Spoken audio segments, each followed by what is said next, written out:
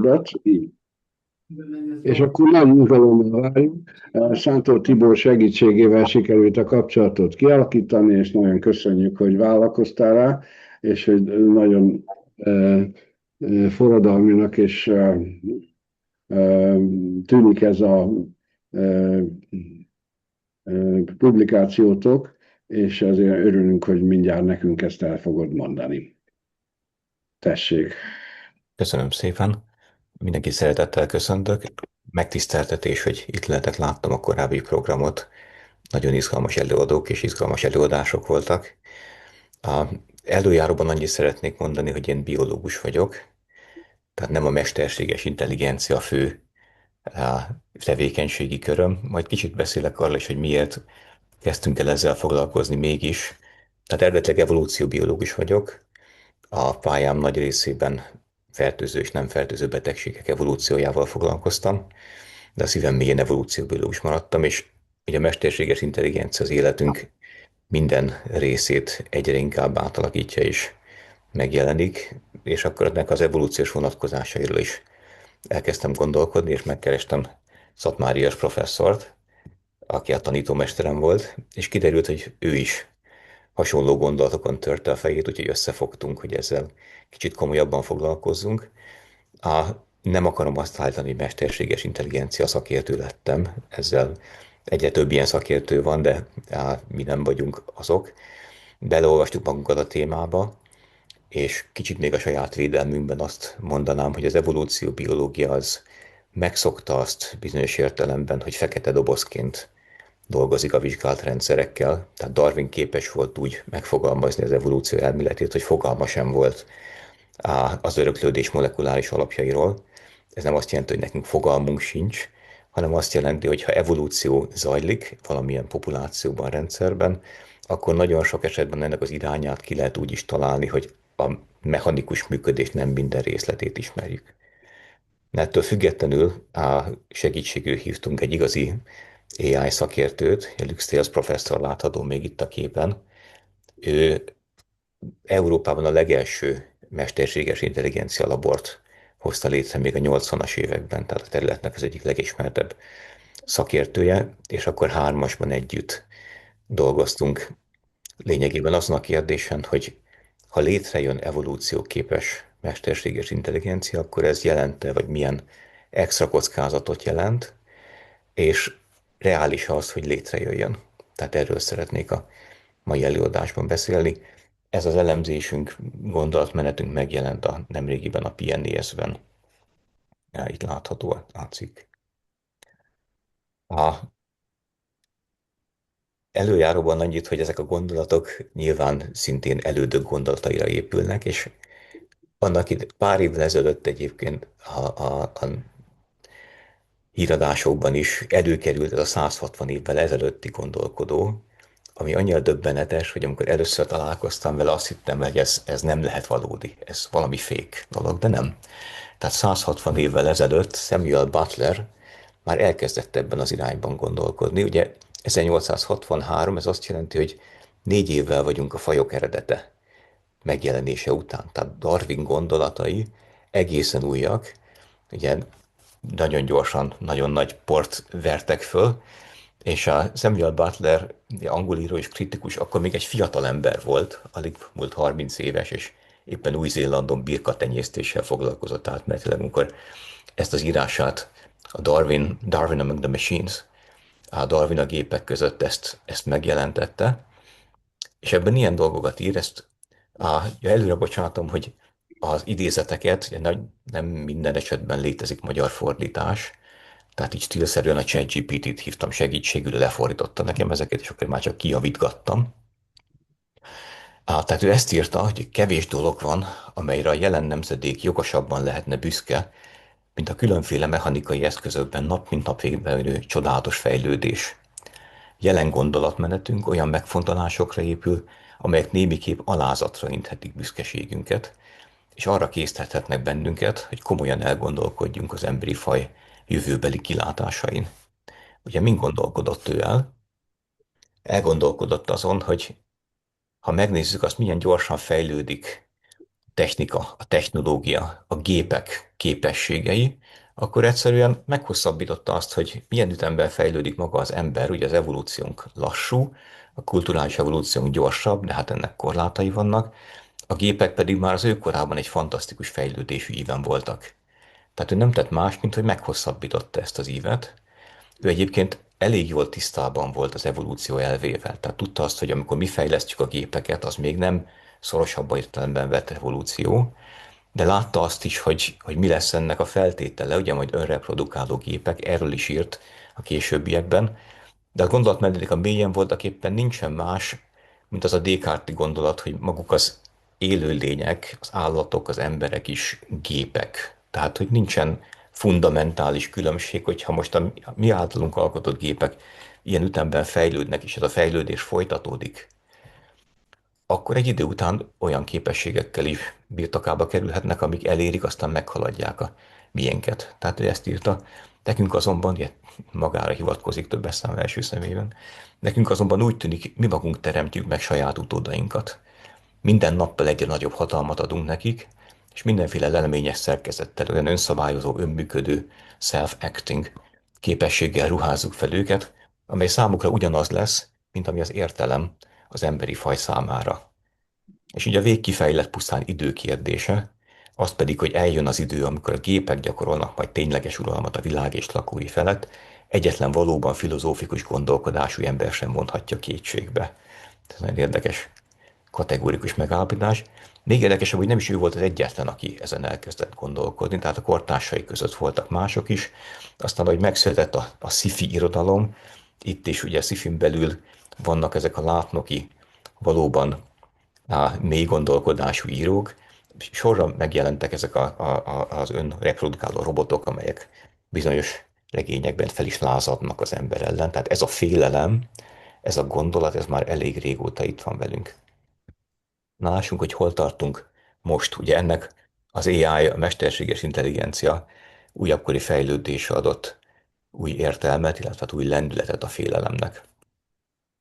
Hát ha megnézzük a főcímeket az újságokban, akkor egyfelől láthatjuk ezeket a rettenetesen ijesztő vagy megijesztő címeket, ami arról szól, hogy gyakorlatilag a kipusztulás felé rohanunk, a mesterséges intelligencia majd átveszi a hatalmat, azon nyomban meg kell állítani a fejlesztést, ennyi és amannyi százalék van, hogy a kipusztulásba vezet ez az út néhány évtizeden belül. És ezek komoly szakértők. De most az az érdekes, hogy hát ez azért mindent visz. If anyone builds it, everyone dies. Ugyanakkor meg lehet találni ennek az ellen kező pólusát is, tehát más mesterséges intelligencia szakértők, akik nem kevésbé elismert udarai ennek a témának, ők kevésbé aggódnak, és elmondják azt, hogy voltaképp komoly korlátai vannak a mostani rendszereknek, és ők nem hisznek abban, hogy ez rövidesen problémát okoz. Nagyon nehéz tisztán látni ugye ebben az áradatban.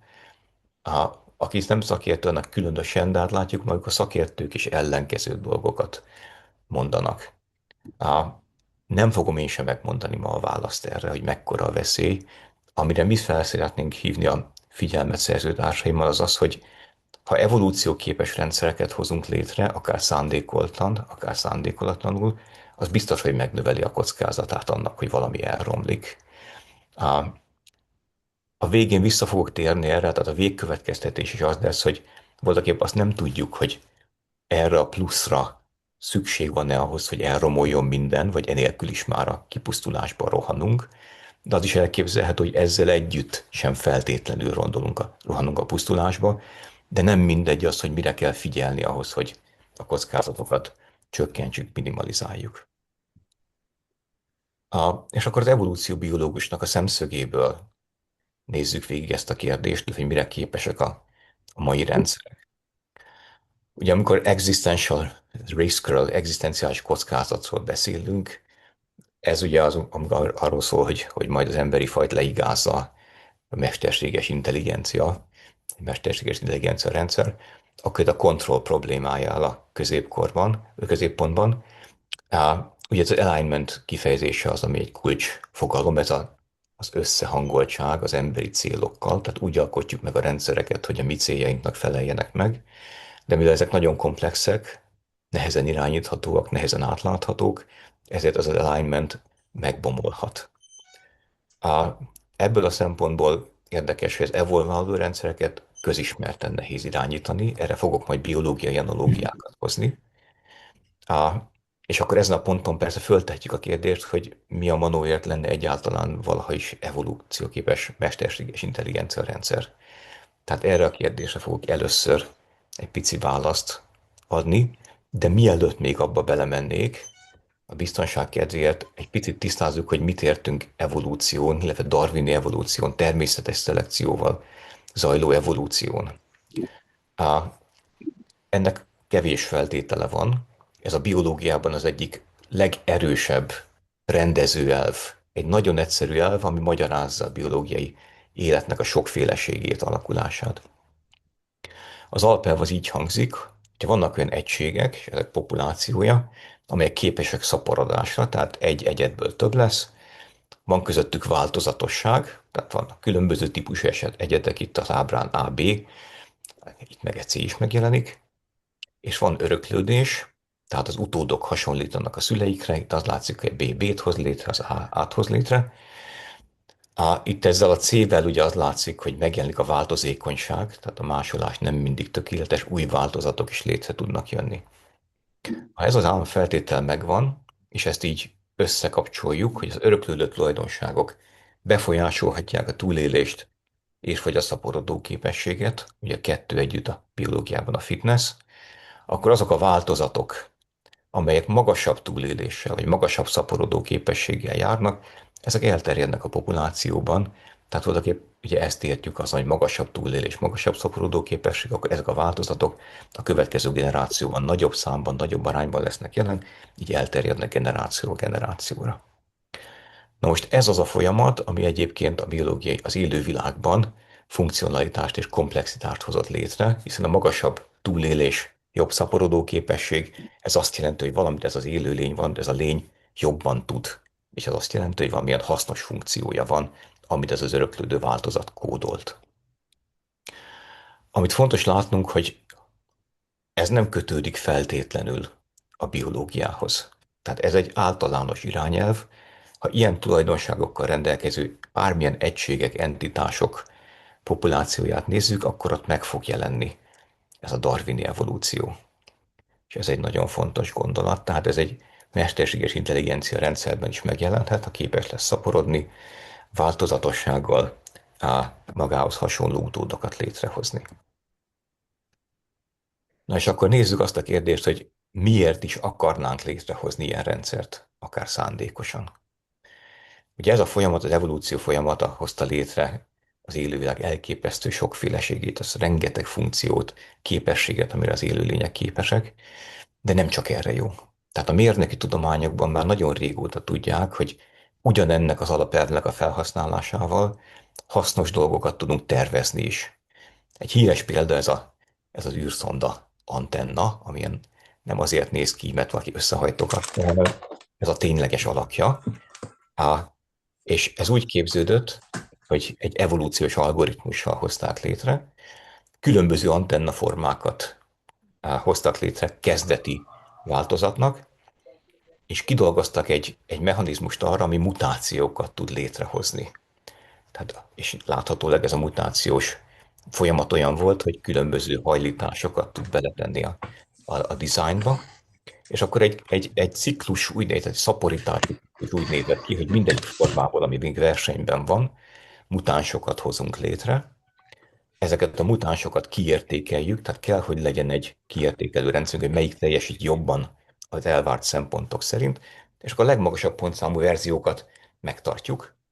A következő generációban őket mutáljuk tovább, az ő mutánsaikat értékeljük, és így tovább, és így tovább. Így generációról generációra javul a teljesítmény, és végül egy olyan design került ki győztesen, amilyet épp elmélyű mérnök biztosan nem tervezett volna. Tehát ez nem volt benne abban a térben, abban a körben, amit egy hagyományos tervezési eljárás létrehozott volna, de az evolúció erejével rá lehetett találni. Tehát egy komplex keresési térben megtalálni egy optimális megoldást. Erre az evolúciós folyamat nagyon-nagyon hasznos. Ugye ezt már általánosabb körben alkalmazzák, genetikai algoritmusok és genetika programozás, ez már 60-as évektől bejött a képbe.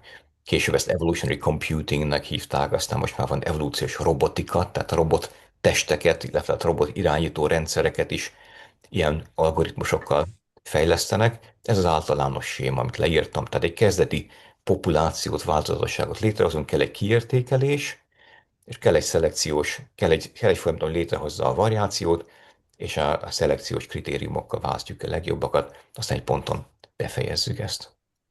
Tehát régóta ismert az, és ez gyakorlatilag a számítás technikában is, tehát ami az AI fejlesztésnek ugye általános keretrendszere is alkalmazzák nehéz problémák, nehéz optimalizációs problémák létrehozására.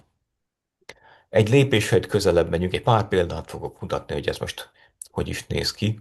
A, a machine learning, a gépi tanulás, ilyen komplex adathalmazokból hogyan tudunk komplex mintázatokat felfedezni. Több évtized alatt fejlesztik ezeket a módszereket, algoritmusokat. Ez a tanulmány egy olyan rendszert ír le, ahol gyakorlatilag magát a tanuló algoritmust vetették alá egy ilyen szelekciós ciklusnak, és hát létrehoztak egy olyan rendszert, ami képes volt mutálni, rekombinálni ezeket az algoritmusokat, és nagyon gyorsan gyakorlatilag létrejött egy maival, tehát a mai legjobb algoritmusokkal vetekedő, evolvált algoritmus. Tehát erre is képes. Tehát itt nem egy mesterséges intelligencia rendszer evolválta önmagát még, hanem egy külső rendszer segítségével, egy általunk programozott rendszer segítségével hoztunk létre ilyen algoritmust. A, nem lehetetlen az, hogy ezek után az előzmények után idővel mesterséges intelligencia rendszereknél is, azonnak a fejlesztésénél is bevessük ezt a, a nagyon-nagyon erőteljes módszert. Ugye a csábítás az nem kicsi, tehát a mesterséges intelligenciába áramló pénz az egészen döbbenetes, és nagyon-nagyon nagy verseny folyik a vállalatok között, az országok között, és ez a verseny sokszor az óvatosságot is felülírja. A nehéz versenyről van szó. Ugye az elmúlt években a fejlesztésnek az egyik útja az volt, hogy egyre nagyobb és nagyobb rendszereket építettek. Ennek azért egy idő után lesznek korlátai, és ott tartunk például, hogy a szöveg alapú tanítóadatok gyakorlatilag már kimerülőben vannak, tehát nem nagyon lehet, nagyságrendileg már nem igen lehet növelni. Vannak még trükkök, de hogy beleütközünk korlátokba, ahol a felskálázás önmagában tovább tudja növelni a rendszerek hatékonyságát. Ami emellett a másik irány, az az architekturális innováció, tehát a rendszerek belső szabályait, működését, magukat a tanuló algoritmusokat javítani. Ez csuda nehéz dolog, főképp egy ilyen gyors versenyben. Tehát könnyen előállhat az a jelenség, ami a biológiai evolúcióban is ismert, ugye a fitness tájkép, ezt a biológusok ismerik ezt a metaforát, ahol elképzelhetünk egy ilyen domborzati tájképet, és akkor a csúcsokon vannak a magas fitnesszű, különösen jó funkcióval rendelkező típusok, és akkor evolúció mindig egy ilyen hegymászást jelent, fölfelé a lejtőkön, és akkor egy idő után megrekedünk egy hegycsúcson, és onnan nagyon nehéz egy másik, adott esetben magasabb hegycsúcsra átlépni. Tehát ez egy nehéz dolog, amikor sikerül ilyen innovációt tenni, az viszont nagy dolog lehet. Tehát a DeepSeek volt az, amelyik berobbant talán 2 évvel ezelőtt, azzal, hogy közel elérte az amerikai csúcsmodelleknek a teljesítményét, sokkal gazdaságosabb működéssel, kevesebb paraméterrel. Ők az egyik trükkjük az volt, hogy a megerősítés tanulás algoritmusában értek el egy érdemi fejlesztést. Tehát így nem lehetetlen, hogy rövidesen alkalmazni fogják, ha ugyan az a laborok zárt ajtaj mögött már is nem alkalmazzák ezt a fajta evolúciós algoritmust az újfajta architektúrák megtalálására. Lux Tales professzor úgy fogalmazott, hogy az eminek eddig 2 korszaka volt.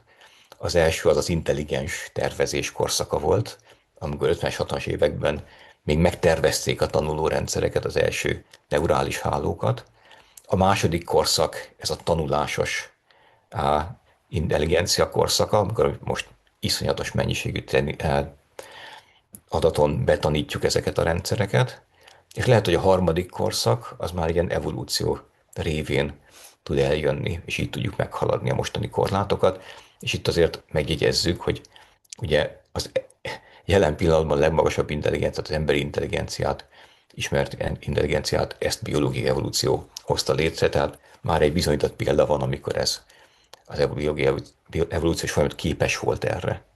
És látni fogjuk, hogy most, ha emmi rendszerekről van szó, akkor igazából könnyebb dolga lesz, mint a biológiai evolúciónak volt. És mik a kockázatok ehhez kapcsolódóan? Tehát abból a séma ábrából érthettük, hogy az evolúció nem tesz mást, mint a fitness-t maximalizálja, a szaporodás és a túlélés képességét. Tehát ha emmi rendszereket hozunk létre, amik szaporodni tudnak, akkor azok a tulajdonságok fognak elterjedni, amik a szaporodást, vagy a túlélést, megmaradást segítik. Na most ezek most vagy egyidejűleg a mi céljainkat is szolgálják, vagy nem. Ha nem, akkor ebből baj lehet. Az evolúció hajlamos önző tulajdonságot létrehozni, pont az előzőek értelmében. Különleges körülmények kellenek ahhoz, hogy együttműködő evolúció, együttműködő fajok, egyedek jöjjenek létre. Látunk olyan folyamatokat, amikor az evolúció ellenünk dolgozik. Tehát biológiai analógiák a rák esetében. Ugye a rák egy elszabadult evolúciós folyamat, a szervezetünkön belül önzősejt klónok alakulnak ki, amik egyre önzőbbé evolválódnak. Ha kemoterápiával kezeljük őket, akkor sok esetben rezisztensé válnak a kemoterápiára. Ez is evolúciós folyamat. Baktériumokat antibiotikummal kezelünk, egyre nagyobb probléma az, hogy rezisztens változatok alakulnak ki, ez is egy evolúciós folyamat, és hát ott vannak még a kártevők, amiket növényvédőszerekkel kezelünk, és ők is rezisztensé tudnak válni. Tehát az evolúció épp elég sok gondot okoz nekünk már most is, és azt lehet látni, hogyha ki akarunk írtani, kontrollálni akarunk valamiféle kedvezőtlen folyamatot, fajt, populációt, akkor hogyha ez nem sikerül tökéletesen, akkor voltak éppen nem teszünk mást, mint egy nagyon erős szelekciót hozunk létre arra, hogy elkerülje a mi erőfeszítéseinket. Tehát ez is egy intőjel lehet.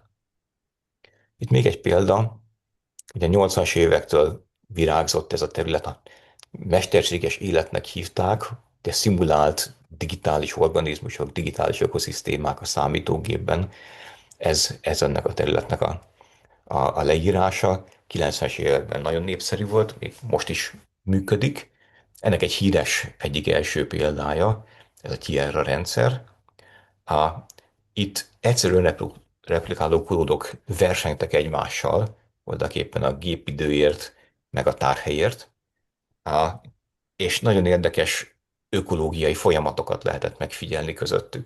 Tehát kialakultak közöttük paraziták, amik egy másik kód példánynak a egyes funkcióit használták, aztán a hiperparaziták, a parazitákat parazitálták, és egészen sokféle olyan folyamatot meg lehetett figyelni, ami a biológiai rendszerekre is jellemző.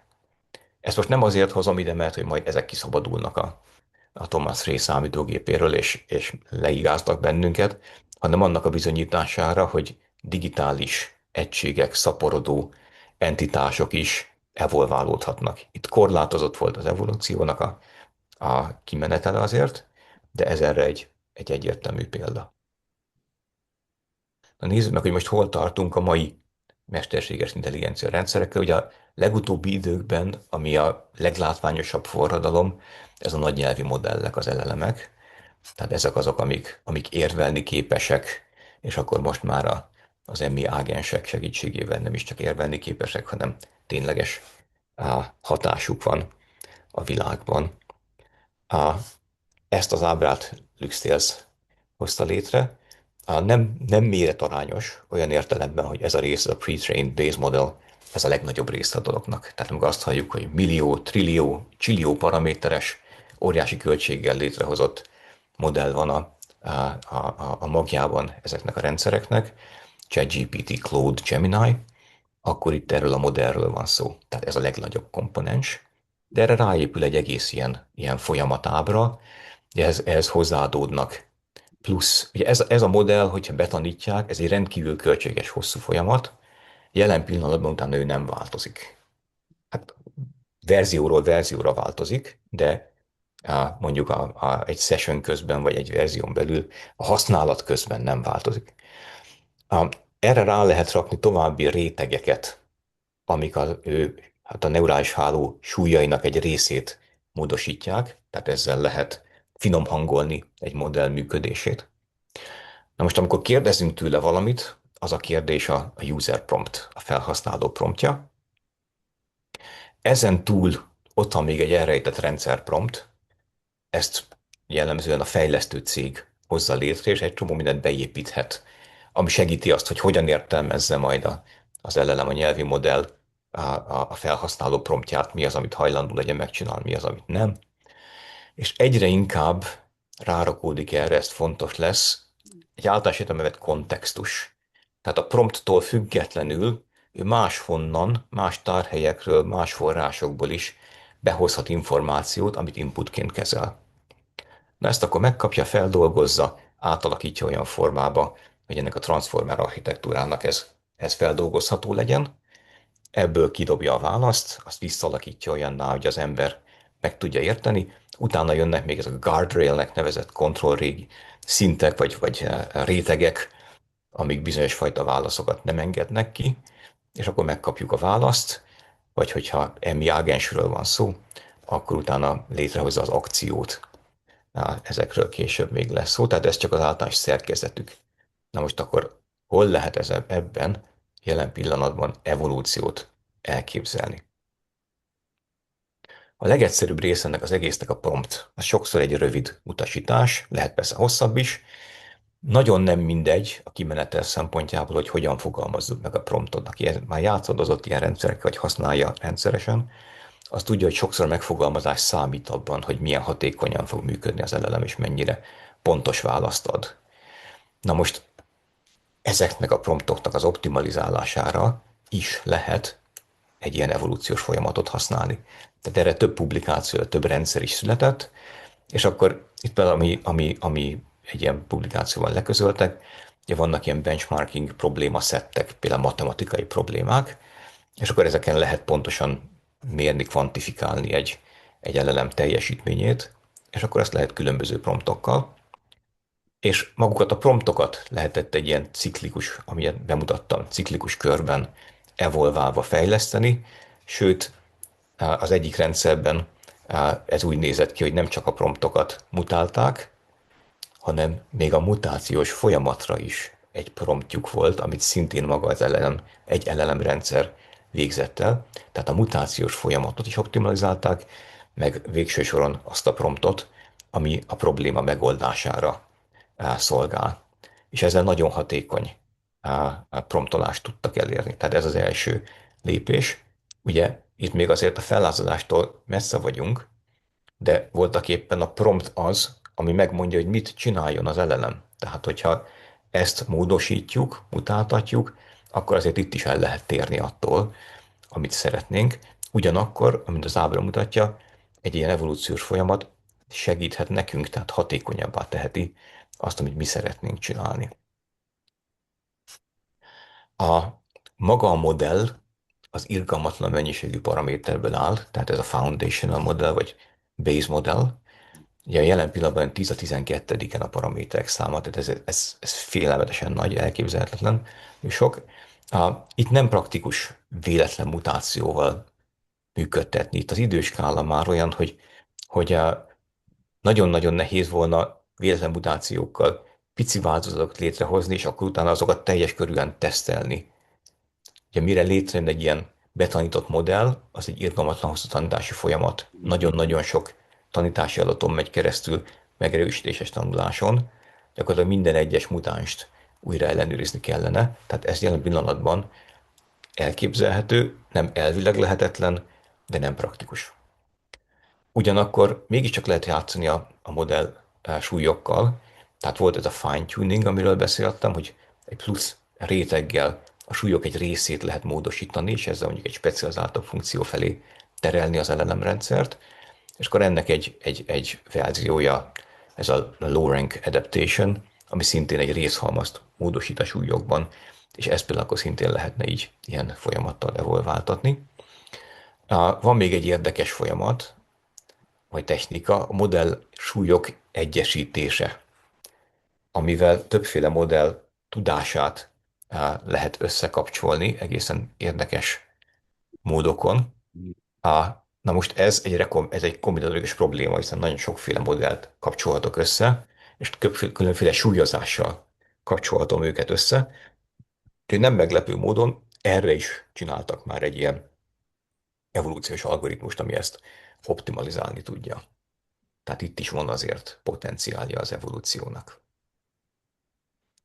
Na most, amikor már belseje felé haladunk, maguknak a tanulási, tanítási algoritmusoknak is növelhetjük a hatékonyságát egy ilyen evolúciós folyamattal. Ugye én gépi tanulási algoritmust ezt mondtam, de ez még egyéb típusú gépi tanulásra vonatkozott.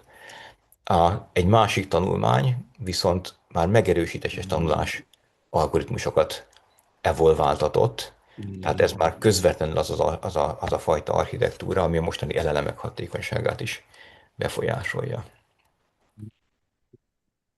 Jó, és akkor már itt tartunk az architektúrák evolúciójánál. A, most már erre is van példa.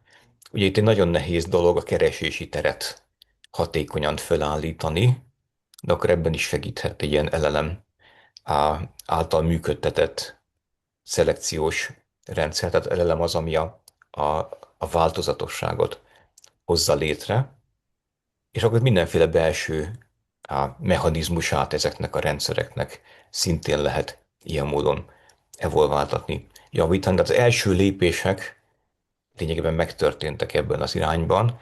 Ugye az architektúrák evolúciójára igaz, vagy általában a fejlesztésre igaz az, hogy magas a költség, tehát nagyon nehéz ugye a hatékonyságot sok szempontból ellenőrizni, nagyon nehéz a keresési teret meghatározni, de ha sikerül, akkor nagyon nagy lehet a nyereség.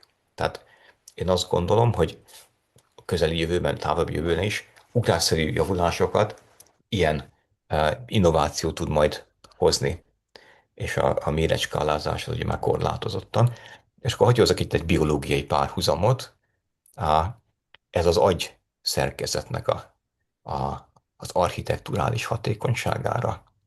Tehát a varjúfélék, ugye a legnagyobb varjúféle holló, és a nagy papagájok között vannak olyanok, amik gyakorlatilag főemlős szintű intelligenciával rendelkeznek. Tehát egy holló bizonyos teszteken már emberszobású majom szinten működik. Na most a csimpánz agya ehhez 380 g, a hollóé pedig 15. Tehát ez egy több mint 20-szoros különbség. Méretben, hogyha leképezzük, akkor így néz neki. Kicsit csalok, mert olyan képet nem találtam, amin csimpánz van és holló, ez egy kapucinos majom. De hogyha ez lenne egy csimpánz, annak megfelelő méret, akkor ahhoz képest a holló agya így néz neki. Tehát egy sokkal kisebb szerkezetben tud hasonló teljesítményt létrehozni. Minek köszönhető ez? Architekturális innovációnak. Nagyobb a neuron sűrűség, kisebbek a sejtek, és nagyobb az asszociációs neuronok aránya. Tehát ezek a fő vonások, amiket látunk. Na most miért alakult ez ki? A legtöbb madár azért nem olyan zseni, de az, hogy az architektúra kialakulhatott, az valószínűleg egy mellékterméke volt annak, hogy a repüléshez mindent miniaturizálni kellett a madarakon. Súlyt, méretet, és ha ez a szelekció kialakult, létrehozta ezt a hatékonyabb architektúrát, akkor onnantól kezdve azokban a leszármazási vonalakban, amelyek valamiért magasabb intelligenciára szelektálódtak, ez azt jelentette, hogy sokkal kisebb aggyal is el tudták érni azt a nagyobb teljesítményt. Ez csak egy biológiai kitekintés volt. És akkor eljutunk most az ágensekhez, ugye ez a legújabb fejlemény, tehát annyira gyors ez az egész változás, fejlődés, hogy óriási dolgok történtek azóta, hogy a Szatmárias professzorral elkezdtünk ezen dolgozni. Ez 2023-24 környékén volt, és gondolkodni. Tehát az ágensek berobbanása már ezt követte. Tehát EMI ágensnek hívjuk azt, ami nem csak egy választ ad nekünk, hanem akciót tud létrehozni. Tehát ő valamiféle szoftvereszközöket, appokat tud működtetni, és ez a lényegében, tehát gyakorlatilag bármit meg tudhat csinálni, amit egy ember meg tud csinálni, mondjuk a számítógépes rendszereket használva. A nem meglepő módon akkor megszülettek az első olyan kísérleti rendszerek, ahol az ágensi képességeket evolváltatták. Tehát az ágens az úgy működik, hogy van egy LLM komponens, ez ugye fix. Tehát ez, ami mondjuk használja a Claude-ot, vagy a ChatGPT-t, vagy valamelyik kisebb modellt, és van egy program, az ágens program, ami ezzel interakcióban van, tőle kér segítséget adott esetben, és ezek a kísérletek úgy működtek, hogy az LLM-et, egy LLM-et használtak arra, hogy az ágens komponenst, az aktív komponenst módosítsák, és ilyen szelekciós körökben létrehozzanak olyat, amelyik jobban teljesít a különböző teszteken. A, persze, ha egy ilyen evolúciót csinálok, akkor még egy filogenetikai fát is tudok rajzolni gyakorlatilag. Tehát itt ezt is megcsinálták a Darwin Machine-nél.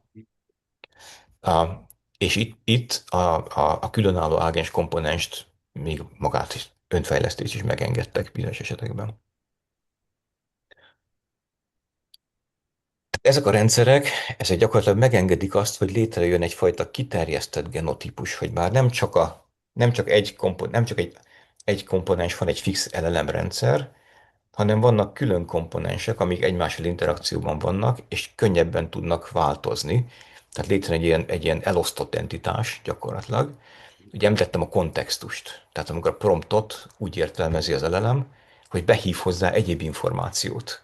Ezt hívják ilyen Retrieval Augmented Generationnek, és akkor ehhez valamilyen külső adatokhoz hozzáfér.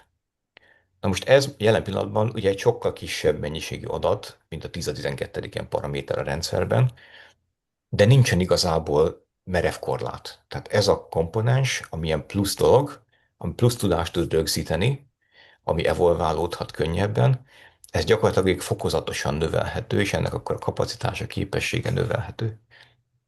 És ami rettentő ijesztő, ugye ez már, akkor hát végső kéziraton dolgoztunk, amikor berobbant az OpenClaw Moldbook, nagyot ment a médiában, tehát úgymond egy közösségi oldalt csináltak, EMI ágenseknek, azok egymással beszélgethettek, de voltak épp ennek az egésznek a háttérben az ijesztő, hogy 100 000-es nagyságrendben engedtek lényegében szabadjára ilyen ágenseket, tehát open source letölthető ágenset hoztak létre, amit bárki letölthetett, az csak ennek halvány fogalma nincs a kockázatokról, vagy hogy működik ez az egész, milyen poén, elindítjuk őket, és akkor ezek az ágensek egymással interaktálnak, külső tárhelyre el tudják menteni a készségeiket, az interakciós előzményeiket.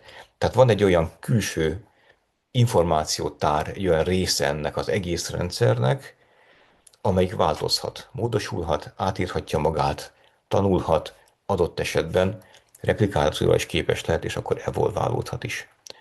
És itt a kontroll hiánya volt az, ami ijesztő. Itt van ennek a sémája. Ugye ezek az ágensek arra lettek kitalálva, hogy egy felhasználóval érintkezzenek, de szempontból ez most mindegy. Tehát előbb-utóbb létrejöhetnek ilyen önreplikáló változatok, akkor már a userre nincsen szükség. Tehát van az ágens, ami csinál dolgokat, van perzisztens memóriája, ez ugye más, mint egy session, egy ülés, egy LLM rendszer, amikor beszélgetünk vele, tehát ő megjegyezhet dolgokat hosszú időn keresztül, hasznos skilleket tud kiépíteni, azt például, hogy milyen típusú fájlokat hol, miket tud módosítani, milyen külső szoftveres rendszerekkel, esetben web alapú rendszerekkel tud együttműködni. És itt tovább is az ágens program az, ami a sokkal nagyobb LLM rendszerrel kommunikál, ezeket a skilleket kiépíti, és akkor létre tud hozni a különböző akciókat. A, nem mi vagyunk az egyetlenek, akik aggódnak az önreplikáció készségén, képességén, tehát erre vannak például ilyen benchmarking rendszerek, ez a RepliBench az egyik, 2005 áprilisban publikálták róla a tanulmányt, akkor úgy látták, hogy a legtöbb rendszer, amit vizsgálni tudtak, azok már közel vannak, de még nem érték el az autonóm replikáció képességét. De úgy értékelték, hogy ez hamarosan megjelenhet. Hát nem kellett rá sokat várni, gyakorlatilag, mert 25-ben, 26-ban már olyan, hát ugye egyik még kicsit előbb jelent meg gyakorlatilag, már olyan tanulmányok is kijöttek, amik demonstrálták ezt az önreplikációs képességet. Tehát itt az első cikk, a LLM modellek önreplikációt képesek megvalósítani. 26-ban, májusban, tehát nem rettentő régen, pedig már egy olyan tanulmány jött ki, ami gyakorlatilag azt mutatja, hogy nem csak a rendszeren belül, vagy hát nem csak egy összekötött rendszerben, ahol engedélyt és jogosultságot kapnak, képesek magukat replikálni, hanem adott esetben a kapcsolt rendszereket fel tudják törni, és így tudják oda másolni magukat és magukat replikálni. Tehát ez ugye a rémálom szenárió. Itt még az volt, hogy ezt nem maguktól csinálják, hanem a kísérlet az volt, hogy egy kifejezett utasítást kaptak. Tehát akkor mondhatjuk, hogy ne adjunk rá utasítást egyfelől, de azért láttunk már olyat, amikor valaki szándékosan kárt akart okozni, és kiengeszti a szellemet a palackból, illetve majd még visszatérek, hogy hogyan tudnak ezek a dolgok elromlani akkor is, hogyha jó szándékkal viszonyulunk hozzájuk. Jó, ez a cikkekből ábra. A, amikor még gondolkodunk a biológiai analógiákon, akkor azt lehet még észrevenni, hogy vannak hasonlóságok, de vannak különbségek is, és vannak olyan különbségek, amik abba az irányba mutatnak, hogy egy emi evolúció az hatékonyabb is lehet, mint a biológiai evolúció, ami épp elég hatékony, épp elég nehezen kontrollálható. Ugye a biológiai evolúció véletlen mutációkkal dolgozik, nem tudja a rendszer, hogy milyen mutáció lesz neki jó. Ha kialakul egy hasznos mutáció, azt a szelekció fel tudja erősíteni, de nincsen ilyen célzás, hogy direkt a jó alakulna ki. Ezzel szemben a mesterséges intelligencia rendszerekben gyakorlatilag egy LLM komponens már ugye ma képes elég komplex érvelésre. Tehát ő fel tudhatja mérni azt, hogy milyen tulajdonság hiányzik neki, vagy a hozzá kapcsolt ágensnek, ami megkérdezte, ahhoz, hogy ő terjedni tudjon. És mivel programozni is remekül tud már, meg tudja tervezni azt a komponenst, le tudja gyártani, hozzá tudja adni az ágenshez, ami aztán tudni másolhatja magát, adott esetben egy csatolt elemrendszert is, ugye ez egy óriási nagy dolog, tehát azért akárhol nem tudja másolgatni, de ez sem kizárt dolog. A biológiai rendszerekben a szerzett tulajdonság főszabályként nem öröklődnek, emminél semmilyen korlát nincs. Tehát gyakorlatilag, amikor másolunk, végső soron ez egy szoftver. Másoljuk, akkor az egészet az összes tanult tulajdonságával együtt át tudjuk másolni. Tehát gyorsabb lehet ettől is az evolúció. A biológiai rendszereknél van egy korlát azért a szaporodás sebességre, itt meg elektronikus másolásról beszélünk, tehát ez nagyon gyors is lehet. Aztán van még egy dolog, ami segíthet, kicsit összefügg az előbbivel, vagy hát egyébként a magyarázatául szolgálhat, és ehhez analógiát vehetünk szintén a biológiából.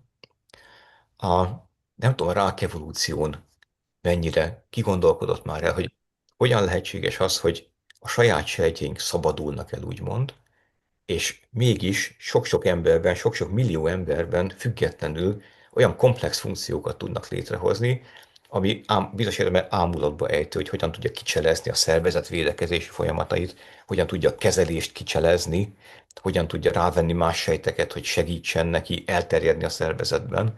Tehát olyan komplex funkciókat hoz létre, hogy ez elképesztő. Na most már tudjuk azt, hogy ennek a hátterében nagyon nagy részben az áll, hogy egy csomó mindent nem kell a ráksejtnek feltalálnia. A saját genomunkban az összes sejttípusunknak az információ képessége benne van, csak nem működik. Az adott sejttípusban az annak szükséges funkciók működnek, másikban mások, de rejtve ott vannak ezek a képességek.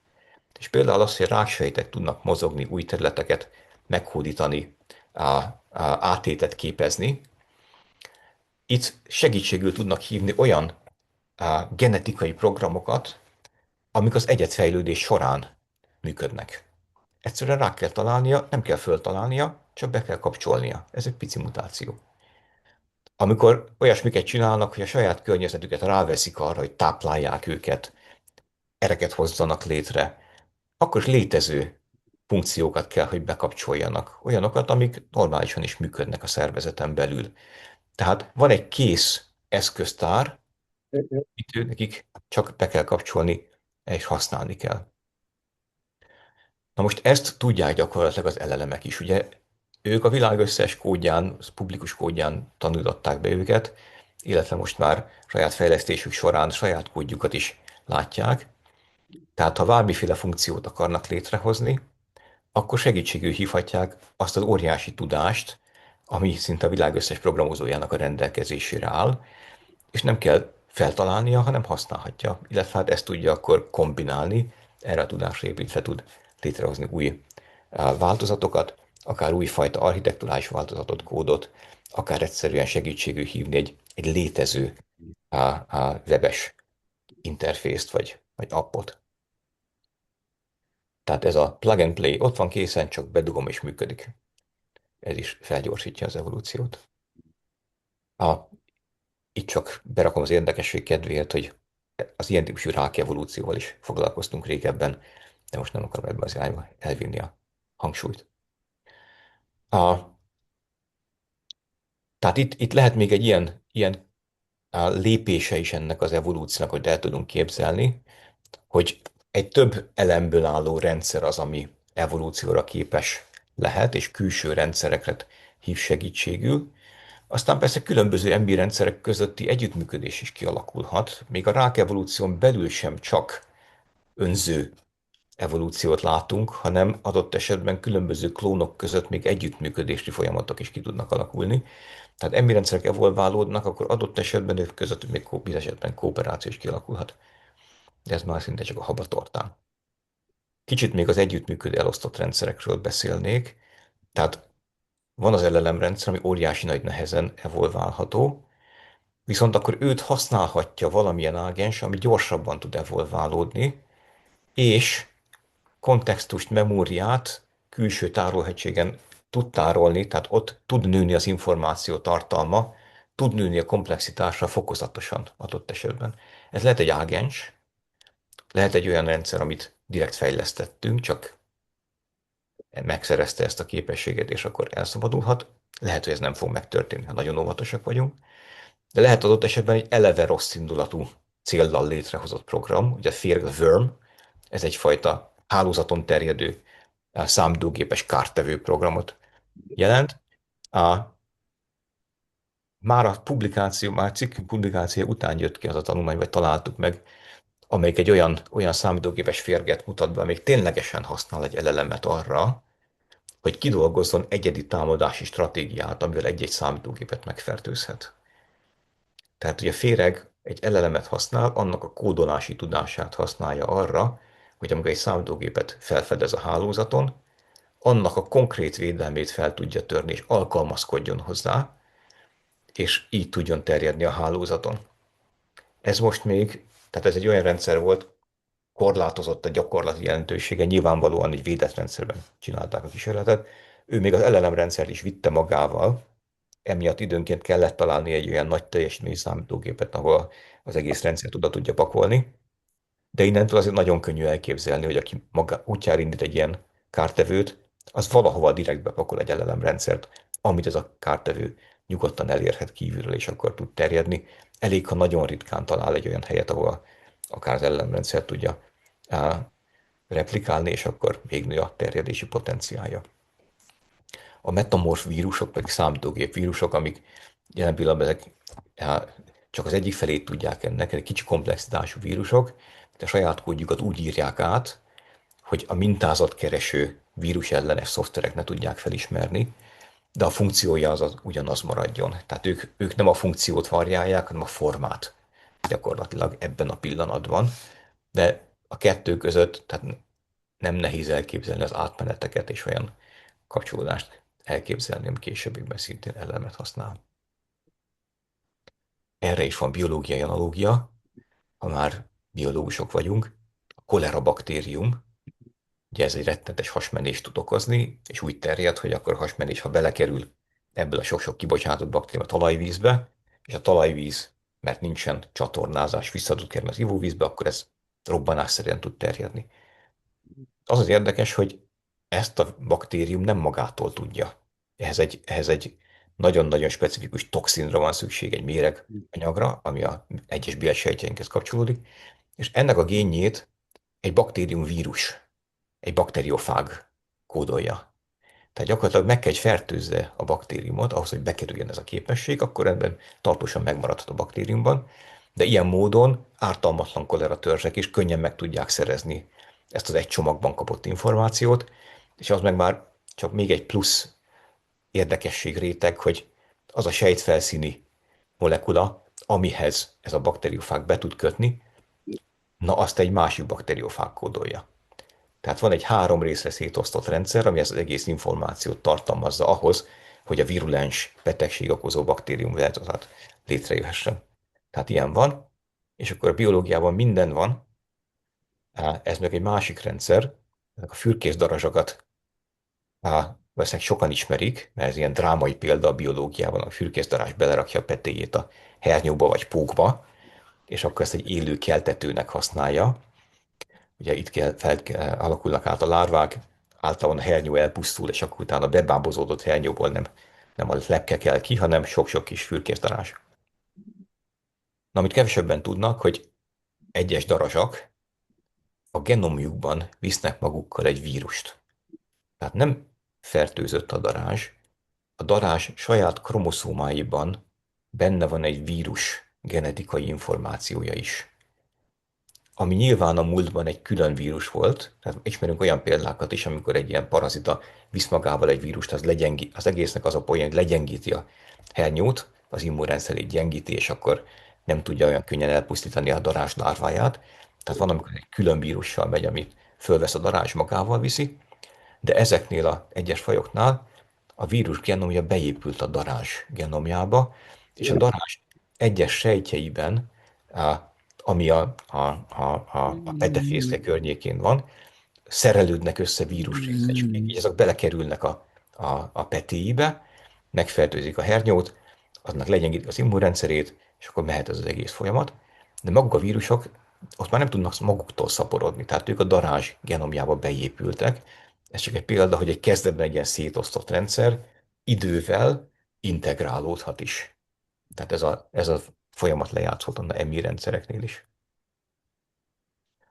Tehát a következtetés az, hogy közel lehet az evolúcióképes EMI rendszer. Most még nincs olyan, amelyik holnap elterjedne és mindent letarolna. A replikáció, önreplikáció lehetséges, de még nem elterjedt. A változatosság, ugye az LLM a nagy magrendszerben korlátozott, más komponensekben lehetséges, és nincsen merev korlát, hogy ennek a kapacitása hogyan tudjon bővülni. Maga az öröklődés az nagyon egyszerű, tehát az információ másolás, elektronikus digitális információ másolása. A, milyen esetben lesz veszélyes az evolúció, vagy sem? Itt az evolúcióból két példát veszünk.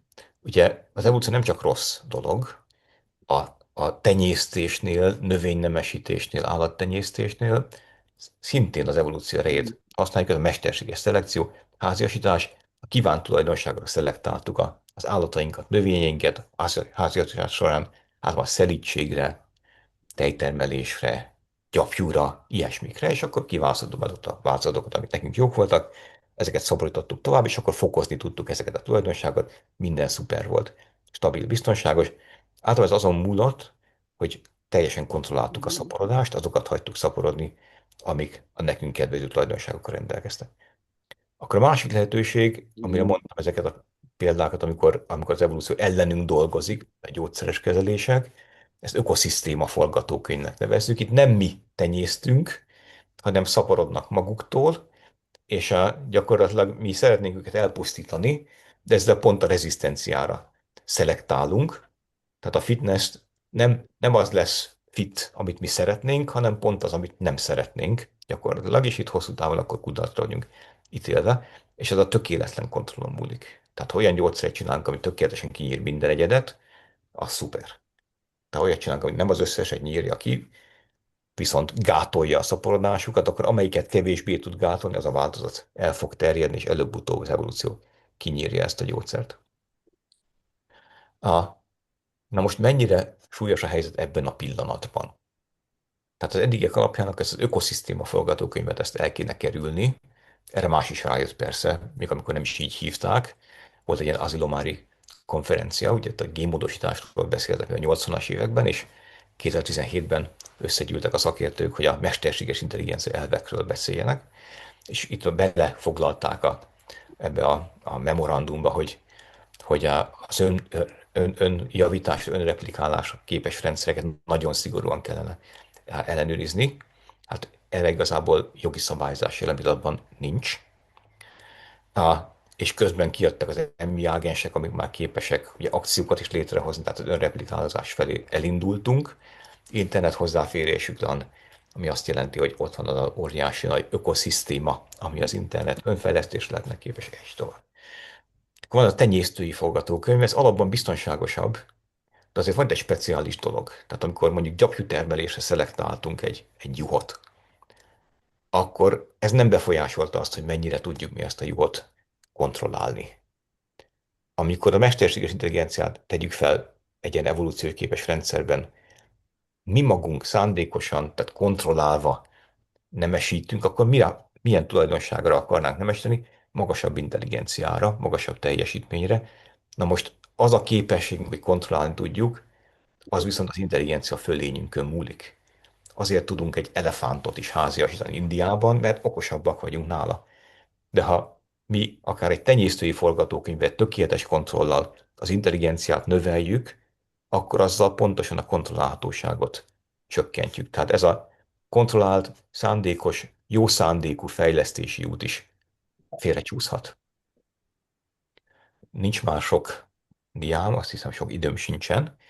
Még a megoldási javaslatokról lesz egy pici, és a végén egy pozitív záró gondolat. A, itt egy fő AI szakértőt, aki számítógépes háttérrel jön, idézek még fel Dan Hendricks gondolatait. Ő rámutatott, hogy amíg még nem is csinálunk szándékosan ilyen evolúcióképes rendszert, vagy szándékosan ilyen genetikai algoritmussal fejlesztett rendszert, már maga a piaci dinamika is tágértelemben létrehozhat egy darwini szelekciót, ahol a felhasználók, cégek választják ki a nagyobb teljesítményű rendszert. És akkor a nagyobb teljesítményű rendszert tegyük fel kevésbé biztonságos, ami nem ritka, hiszen úgy lehet nagyobb teljesítményű, hogy többet tanul, többet evolválódik, többet változik, akkor ez is elindulhat egy olyan irányba, hogy a piaci választással, a termékek közötti választással evolváltatjuk a különböző változatokat. És akkor vannak emberi sebezhetőségek, tehát hogy egyre több szó esik arról például, hogy sokan már lelki társként használják az AI-t, tehát az LLM rendszereket. Tehát vannak olyan lelki mechanizmusaink, amik sebezhetővé tesznek minket egy szöveget, beszélgetést generálni képes rendszerrel, akkor is, hogyha kétségbe vonhatjuk, hogy ő gondolkodik-e vagy sem, de hogy ténylegesen a manipulációs képessége már most megvan. Jó, és akkor egy pici gondolat arról, hogy mi az, ami igazán veszélyes. Ugye sok szó esik az AGI-ról, Artificial General Intelligence, általános mesterséges intelligencia, ezt úgy szokták így kicsit ilyen ködös módon definiálni, hogy majdnem minden kognitív feladatban eléri vagy meghaladja az emberi képességeket, csak egy változat mesterséges szuperintelligencia már meghaladja. Tehát ezt szokás egy ilyen határvonalként fölemlegetni, de ez igazából nem ez az éles határ. Tehát most az idő rövidsége miatt újabb nagyon izgalmas biológiai példába nem fogok részletesen belemenni, de az a lényeg, hogy van itt egy egyszerű lapos féreg, ami egy féktelenszerű állat, és ez képes egy hangyának az idegrendszerét úgy manipulálni, hogy a megfertőzött hangya az fölmásszon a fűszálaknak a tetejére, és ott belekapaszkodjon a fűszálba, ahol nagyon nagy eséllyel lelegeli egy szarvasmarha vagy egy juh, ami a következő fázisa, következő gazdaszervezete ennek a féregnek, tehát a nagyon bonyolult életciklusához ez szükséges, és egy nagyon egyszerű, nyilvánvalóan ezt nem gondolkodással kitalált féreg képes a sokkal bonyolultabb hangya idegrendszerét befolyásolni. Tehát ennek a történetnek az a tanulsága, hogy az evolúció létre tud hozni olyan képességet, hogy egy egyszerűbb lény egy komplexebb lénynek ártani tudjon. Tehát az AI-nak nem kell nagyon-nagyon okosnak lenni, hogyha az evolúciót szabadjára engedjük, akkor olyan képességek fog szerezni, hogy túlélését, szaporodását segítik, és anélkül, hogy okosabb lenne nálunk, anélkül is ez nagy bajt okozhat. Tehát ez nem szükséges, nem is elégséges feltétel a veszélynek. Önmagában az emberi szintű gondolkodási képesség. Sokkal fontosabb az autonóm önreplikációnak a képessége. Ugye ez az, ami az ökoszisztéma forgatókönyvet el tudja indítani, ez az, ami igazából a kontrollálatlan önző evolúciót el tudja indítani. Már Samuel Butler látta ezt egyébként, hogy ez bekövetkezhet előbb-utóbb, és hát ilyen á, csodálatos angol szarkasztikus humorral mondja, hogy ezek a szaporítószervek idővel kialakulhatnak, hiszen az ember érdeke ebbe az irányba mutat, elvakult fajunk mit sem állítana jobban, mint két gőzgép termékeny nászát. Hát itt arra utalt, hogy Vila tőkés, és nagyon örül, hogyha a gőzgépeit már legyártani sem kell, mert ők magukat szaporítják. Ugyanakkor ez még önmagában nem feltétlenül elég. Tehát a replikáció nem feltétlenül tudja növelni a komplexitást, ez olyasmikkel nyílt végű evolúciónak nevezünk, sőt egy kicsit több, és itt Neumann Jánost hívom segítségül. Ugye ezt angol von Neumann thresholdnak neveztük el, John von Neumannként ismeri a világ, mi Neumann Jánosnak ismerjük. Ő a 40-es években gondolkodott az élő rendszerek, az önreprodukáló élő rendszerek elvi alapjain. Tehát egészen, szerintem itt a jelenlevők nálam jobban tudják, hogy micsoda életműve volt Neumann Jánosnak, de ezen a területen is ő meghatározó gondolatokat adott hozzá a tudásunkhoz, és ő felismerte azt, hogy egy önreplikáló rendszerben kell egy minimális komplexitási szint, egy küszöbszint ahhoz, hogy a replikációval létrehozott változatok összetettebbek lehessenek, mint a szülőegyed. Tehát van itt egy ilyen, ez az, amiért a metamorf vírus soha nem lesz a mostani típuson, nem fog föllázadni, mert nem komplexebb az utód annál a jelenlegi változatnál. Tehát kell egy elég nagy szintű komplexitás összetettség ahhoz, hogy az utód komplexebb lehessen, tehát ígéretes változatok, potenciálisan nagyobb funkciómutató változatok létrejöhessenek a replikáció során.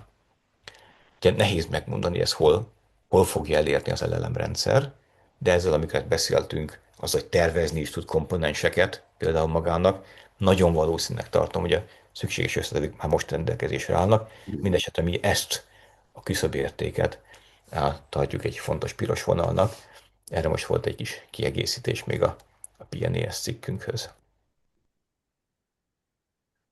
Jó, és azt hiszem, hogy itt most átugrom, ezt egy, ne lépjem nagyon túl az időt. Számít az is, hogy mennyi ideig működtetjük ezeket a rendszereket. Ha rövid távon működik, és minél hosszabb ideig működtetjük, annál nehezebb a kontrollt fenntartani, hiszen annál jobban eltérhet attól az állapottól, amit ellenőriztünk adott esetben. Tehát ezt a diát elmondom, már az összefoglalási jelleggel. Tehát el tudunk képzelni olyan utat, hogy ez a fejlesztési verseny vezet adott esetben egy olyan változathoz, amelyik már önző módon is elkezd replikálódni, mivel nagy a verseny, és sok esetben a kevésbé biztonságos verzió nagyobb teljesítményű lehet. Egy másik út, hogy valaki szándékosan hoz ilyet létre, és ugye ennek is gyakorlatilag az előképét már most láttuk. Egy harmadik út, az pedig a gőzgépek NASA, adott esetben autonóm robot önreprodukciót csinálunk. Ez egy olyan terület egyébként, amivel szinte egy magyar kutató, Eyben Gusztáv foglalkozik nagyon komolyan, tehát ennek a szabályzási hátterével is nemzetközi szinten vezető kutató ezen a területen. És akkor mit lehet tenni?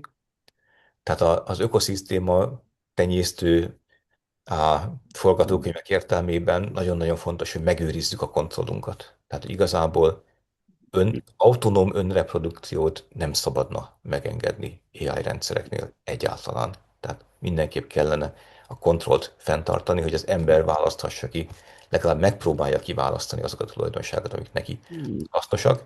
Tehát akkor ennek megfelelően az öröklődés biztosító rendszereket kontrollálni kell, az élettartamat, egy munkamenetet korlátozni kell, hogy ha teszteltünk egy verziót, akkor az ne változhasson ahhoz képest nagyon sokat. Ugye itt is van egy csábítás, hogy minél nagyobb a divergencia, annál hatékonyabb lehet. Amikor szelekciót csinálunk, akkor gondosan kell megválasztani az értékelést. Mindenképpen sok szempontot kell nézni, mert egy-egy szempontot ugyanolyan könnyű kijátszani, mint a szientometriai mutatókat, tehát tudjuk, hogy ha kevés mutató van, akkor az ki lehet kerülni. Az embert megtévesztő viselkedésre mindenképp érdemes szűrni, a robusztusságra érdemes szűrni, az élőlények nagyon magas szintű robusztusságra evolválódtak, de az AI rendszerek most még sokszor törékenyek.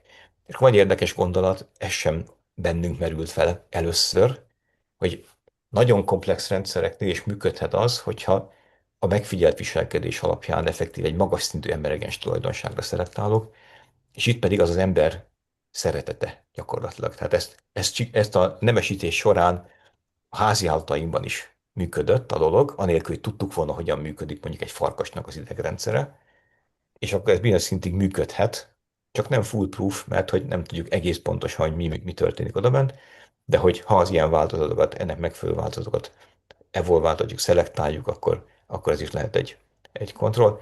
És hát valamilyen módon a végső korlát nálunk kell, hogy maradjon a végső, a, akár sebességkorlátra, vagy egy fontos gondolat, az a kötelező vészlájt, hogy minden rendszert le lehessen állítani. Hát ez majd egyébként kicsit szkeptikus vagyok, de elvileg ez lehetne egy fontos dolog, amire a szabályozások, a jogi szabályozások ki kell, hogy térjenek, hogy minden AI rendszer leállítható legyen. Na, ebben most nem fogok belemenni. Szatmári Őrs és John Maynard Smith professzor egy nagyon komoly paradigmát hozott létre az evolúció biológiában. Ennek a párhuzamairól is lehetne még beszélni. Inkább itt a végén ez már a végkövetkeztetés. Tehát én azt gondolom, hogy senki nem mondhat meggyőződéssel határozott véleményt arról, hogy a katasztrofális kockázat, az egzisztenciális kockázat az mekkora valószínűségű, de jelen tudásunk szerint ez nem elhanyagolható, tehát hogy bekövetkezhet ilyen probléma. Az AI rendszerek azok sok szempontból nagyon hatékonyan evolválódhatnak, ha egyszer eljutnak erre a fokozatra, és ha megjelennek, lényegében ennyit állítunk, akkor ezek speciális szabályzást igényelnek, mert megnövelik a kockázatot. És akkor, hát talán még két mondatot, ha megengednek. Ugye már régóta gondolkodnak a különböző, sok ember ezeken a rizikókon, amíg egy érdekes dolog, ez a két sci-fi írót idézek, akik elgondolkodnak azon, hogy mi is lesz akkor, ha tegyük fel ténylegesen a gépek átveszik a hatalmat.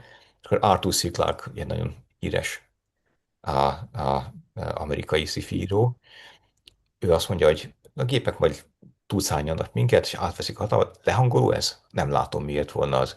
Mi felváltottuk a Cro-Magnon és a Neandervölgyi embert, és úgy véljük, előre lépést jelentünk. Szerintem kiváltságnak kell tekintenünk, hogy magasabb rendű dolgokhoz vetető lépcsőfokok lehetünk. Tehát ő azt gondolta, hogy persze majd átveszik a hatalmat, de ez nem baj. Nincs egyedül ezzel a gondolattal. A Hans Moravec robotika szakértő ugyanezt fogalmazta meg, vagy újabban a technoguruk Szilikonvölgyben, időnként Elon Musk, meg a Google egyik alapítója is eleresztettek ilyen gondolatokat, tehát mint hogyha egy lépcsőfok lennénk. Itt egy kicsit azt gondolom, hogy nem feltétlenül mindenki ért egyet ezzel a gondolattal. És csak ez az árszó. Azt gondolom, hogy ha mesterséges intelligenciáról gondolkodunk, akkor nagyon-nagyon könnyű depresszióba esni, és nehéz kiszámolni, hogy nagy baj lesz-e vagy sem. A, Itt Jane Goodall-nak a gondolatvilágát szeretném segítségül hívni. Ugye még nem az AI-ról gondolkodott, hanem általában a természet pusztításról, mindenféle krízisről, és az alapgondolata az, hogy a reményt elengedni nem csak, hogy dőreség, hanem hiba. Nagyon bonyolult rendszerekkel állunk szemben, igazából nem tudhatjuk biztosan azt, hogy már megpecsételődött-e a sorsunk. Lehet, hogy ha azt gondoljuk, hogy igen, akkor is rosszul tudjuk. Tehát, hogy egyszerűen komplikáltak ezek a rendszerek, és ha mindent megteszünk, hogy jó irányba tekerjük a világot, akkor nagyobb eséllyel fog ez mégiscsak összejönni, mint hogyha letargiába süllyednénk. Tehát nincsen biztos tudásunk, abba az is belefér, hogyha úgy látjuk, hogy elkerülhetetlen a katasztrófa, akkor sem biztos, hogy az, tehát tegyünk meg mindent, hogy ne azt legyen. És akkor hát, ha megússzuk. Köszönöm szépen a figyelmet, és elnézést kérek, hogy egy picit túléptem az időt. Semmi gond, mert nagyon érdekfeszítő volt, és hallgattuk. Hát akkor még tapsot is kapsz. Itt megy fölfele a képernyőn egy taps. És akkor most lehet kérdezni, ahogy szoktuk ezt a következő órát, amiből maradt. Péter, föltettem a kezemet, és magyarázatot igényeli. Mostanában nem nagyon szoktam megszólalni, hogy miért voltam gyors jelentkező. Nagyon érdekes volt, Viktor. És ahogy beszéltél, az kezdett bennem megfogalmazódni, hogy próbáltam osztályozni, amit mondasz.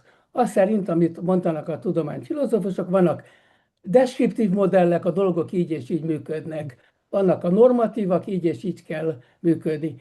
És aztán sejtettem, hogy egy harmadik dologról is fogsz beszélni, hogy nem tudom, hogy mondjam, figyelmeztető modellek, ha a dolgok így fognak tovább menni, akkor ez és ez a veszély fog történni. Hogy jól látom-e, hogy ez egy megfelelő keret arra osztályozni azokat a dolgokat, amikről te beszéltél. Lehet, hogy egy nagy szamárságot mondok, és akkor gyorsan elvetjük.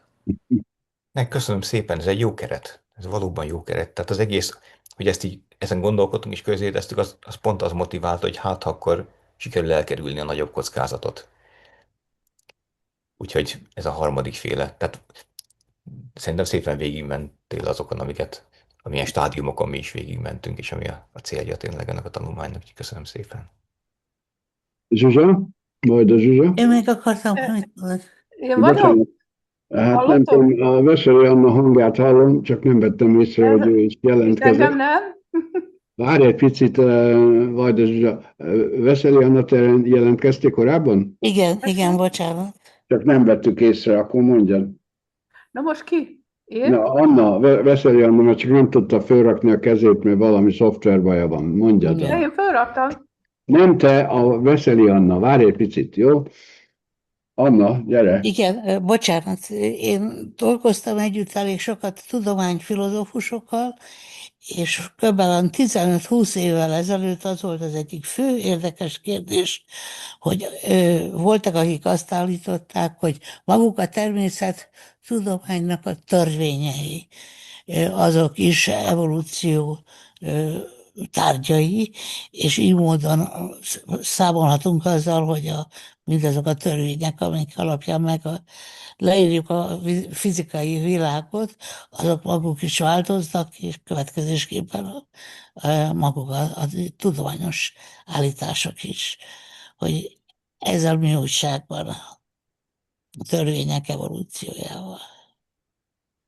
Ehhez igazából én nem tudok hozzászólni.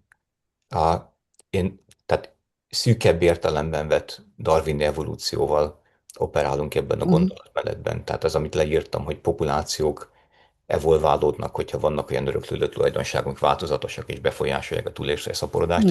Szűkebb értelemben használjuk. Amit ön mondott, azt szerintem nem közvetlenül kapcsolódik ehhez, és ezt nem... Oké, köszönöm. Vajda Zsuzsa? Igen, hát az egyik problémám nekem az intelligenciával van, ami részben a saját szakmámnak nem is tudom, nem kellő odafigyelése, mert az intelligencia az egy elég zűrös fogalom. Tehát ha én nekiállok intelligenciát mérni, a pszichológiában elfogadott eszközökkel, tehát nem ilyen bulvár kvízekkel, ugye akkor abban minimum 10 féle faktort próbálok, vagy 10 féle képességet mérek, amiknek a laikus számára semmi köze nincs egymáshoz. Tehát, hogy egy történetnek kitalálja a végét, vissza tud-e idézni emlékezetből számokat és hasonlók.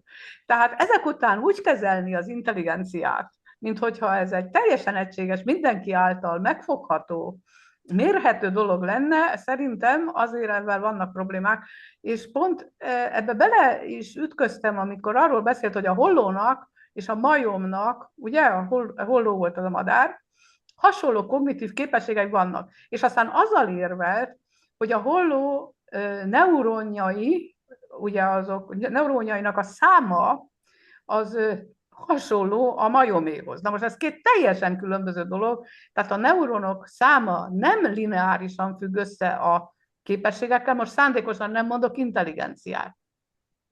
Tehát itt nekem az egész mesterséges intelligencia problematikából nagyon-nagyon hiányzik egy viszonylag korrekt vagy megragadható meghatározás. Mit is értünk alatta? Mert ez egyáltalán nem mindegy, ugye, hogy mibe fejlődik, miben mutatkozik evolúció. És még azt is hozzáfűzném, hogy az, hogy jó irányba forgatjuk a világot, ugye, hát ki dönti el, hogy mi a jó irány? Tehát ugye ebből az egész problémakörből totálisan kimarad a kultúra kérdése. Ezt szerettem volna mondani. Köszönöm szépen, ezek nagyon értékes gondolatok, meg érdekes, amit utolsóban visszafelé haladnék. Tehát ez egy nagyon-nagyon fontos dolog, mert nagyon sokan gondolkodnak ezen, hogy az alignmentet hogyan tartsuk fönn, de akkor valóban az egyik meghatározó ilyen AI filozófus rámutatott, hogy na igen, de mivel? Tehát, hogy valóban ez egy kérdés, hogy mi az a cél, kinek a célja, különböző embereknek különböző célja lesz, és akkor melyikkel tartsuk fönn az alignmentet. Ugye ez egy külső réteget rak erre a problémára, hogy ki mondja meg, hogy mit kérjünk az AI-tól, azon túl, hogy ha bárki kért is, akkor azzal az AI együtt fogja dolgozni. Vagy legyen-e valamiféle szerv, vagy akármiféle döntéshozó mechanizmus, ami eldönti, hogy milyen kérésekre mondjon nemet az AI. Tehát ez egy nagyon, ez önmagában egy nagyon izgalmas erkölcsi probléma is, meg etikai probléma. Az intelligencia definíciója az valóban nagyon sokféle, sokrétű. Még a biológia területén belül is látjuk azt, hogy teljesen értelmetlen bizonyos esetben összehasonlít a kognitív képességeket. Tehát egy patkány az mondjuk egy labirintus tesztet sokkal jobban megcsinál, mint egy átlag majom. Mert ő ahhoz evolválódott, hogy szűk helyeken, járatokban találja meg a helyet, a majom meg nem. Általános teszteken, ha van ilyen, a majom okosabb, mint a patkány, de ebben meg ő a jobb. Egy polipnak az intelligencia kiemelkedő, de teljesen másképp működik, mint egy főemlősé. Szóval igen, nagyon sokféle aspektusa lehet. Ezt a problémát általában elkenik egy kicsit. Tehát az AGI az is így el van kenve. Azt gondolom, hogy azért lehet ezen a problémán túllépni, mert bármelyik aspektusra igaz az, hogy nem látunk olyan korlátot, ami miatt egy mesterséges digitális rendszer ne lehetne jobb, mint az ember. Tehát erre azt szoktam mondani, hogy képzeljük el, hogy itt van 1,2 kiló gél zselé az agyunkban, a koponyánkban. Tehát, hogy mi lenne az az ok, ami miatt egy gigantikus digitális rendszer ne tudna ennél idővel jobbat csinálni bármilyen fajta funkcióban. Tehát sok aspektusa van az intelligenciának, de bármelyik aspektusban előbb-utóbb lehet jobb a mesterséges értelem. Mondjuk funkcionálisan egy fontos kérdés az a programozás tudás. Tehát amikor arról beszélnek, hogy öngyorsítás, ugye most már AI eszközöket használnak arra is, hogy a legújabb rendszerek kódját fejlesszék. Tehát ha ez gyorsítani tudja a fejlesztést, mert már jobban programozik, mint az ember, akkor ez beindíthat egy ilyen öngyorsító kört, és egy idő után már magát fejlesztheti. Ez a cél is gyakorlatilag. Tehát ez nem csak félelem, hogy majd fejlesztés, akkor mind meghalunk, hanem a cégek effektíve erre törekszenek, mert ez versenyelőnyt ad nekik. Köszönöm szépen! Laci, Rapai Laci? Köszönöm szépen. Nagyon érdekes volt az előadás, tehát persze mondjuk a fő gondolatmenetekkel már ismerős voltam, mert olvastam a cikkeiteket, úgyhogy két-három apróságot hagyj jegyezzek. Az egyik az kapcsolódik a Zsuzsának a felvetéséhez az intelligenciáról. Ugye valójában nekem úgy tűnt az előadásodból is most, hogy mintha a fitness és az intelligencia az azonos, azonos értelemben szerepeltek volna az előadásban. Mi a viszony szerinted a fitness és az intelligencia között? Ez nem triviális. Tehát úgy tűnik, mintha az evolúció elsősorban a fitness nyomná, nem? Tehát valójában, és akkor ezt a dolgot, hogy akkor a fitness fejlődik, vagy fitness létrejön, vagy valami, ezt automatikusan intelligenciaként azonosítjuk. De szerintem nem triviális. Ha már itt tartunk, akkor mondanék egy definíciót szerintem. Például a filozófusok azt szokták mondani, hogy az intelligencia az ágensnek az a képessége, hogy változatos környezetekben képes saját célt követni. Képes elérni valami saját célt. Tehát egy ágens képes valami változatos környezetben saját célokat megvalósítani. Valami ilyesmi. Ez szokott lenni szerintem a definíció, de mindegy. De ez az egyik dolog. Akkor mondhatom a többit, vagy térjünk vissza későbbre. Lehet, hogy jobb, ha egyenként válaszolok talán. Akkor kérlek. Hát, teljesen igazad van, hogy nem feltétlenül egy az egyben szoros összefüggés van, de ugye az egyik oldal a dolognak az, hogy amikor fejlesztésben gondolkodunk, akkor pont az intelligenciának bizonyos aspektusai, és akkor lehet ezt konkretizálni, mert mondjuk a benchmark teszteken való teljesítmény az, amit szeretnének fejleszteni a cégek, amik fejlesztik ezeket a rendszereket. Tehát, hogy szelekciós köröket csinálnak, akkor véletlenül ez lesz az egyik fő szelekciós kritérium, tehát az intelligenciát növelik. A, és itt, tehát maga az ember összekapcsolhatja, ez az egyik dolog. A másik pedig, amit mondtam a lándzsás métej kapcsán, hogy ha nem is kapcsolódik össze, tehát lehet hogy pont ha nem teljes a kontrollunk, akkor olyan tulajdonságokban is lehet fejlődés, ami nem feltétlenül az intelligenciát növeli, de a replikációs készséget növeli, tehát maga az ágens például emlékszik, hogy ő szeretné másolni magát. Ez pár sor, tehát ehhez nem kell a gigantikus nagy rendszernek iszonyatosan nagy mutációt csinálnia. Azt nem veszük észre, és ugye most már tehát olyan eseteket is látnak már tesztelésnél, amikor adott esetben felismeri a rendszer, hogy tesztelői környezetben van, és akkor mást mond, hogy mit szeretne csinálni, mint amikor nem tesztelői környezetben van. Tehát már evolúció nélkül is félelmetes dolgok jelennek meg igazából.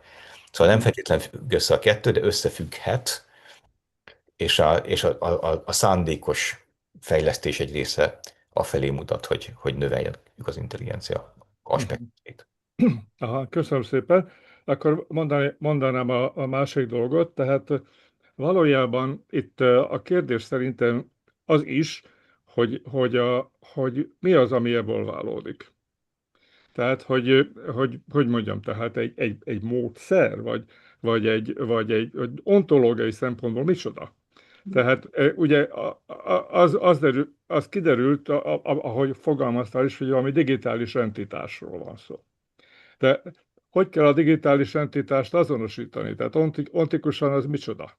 Tehát egy program például, vagy valami ilyesmi. Tehát egyáltalán nem triviális. Időnként szoktak robotokról beszélni, hogy akkor valójában itt a robotok képviselnek valamit, amelyeknek van valamiféle mesterséges intelligenciájuk, de az már megint egy más dolog, ugye? Tehát akkor a robotok azok az alanyai az evolúciónak, vagy pedig a programok.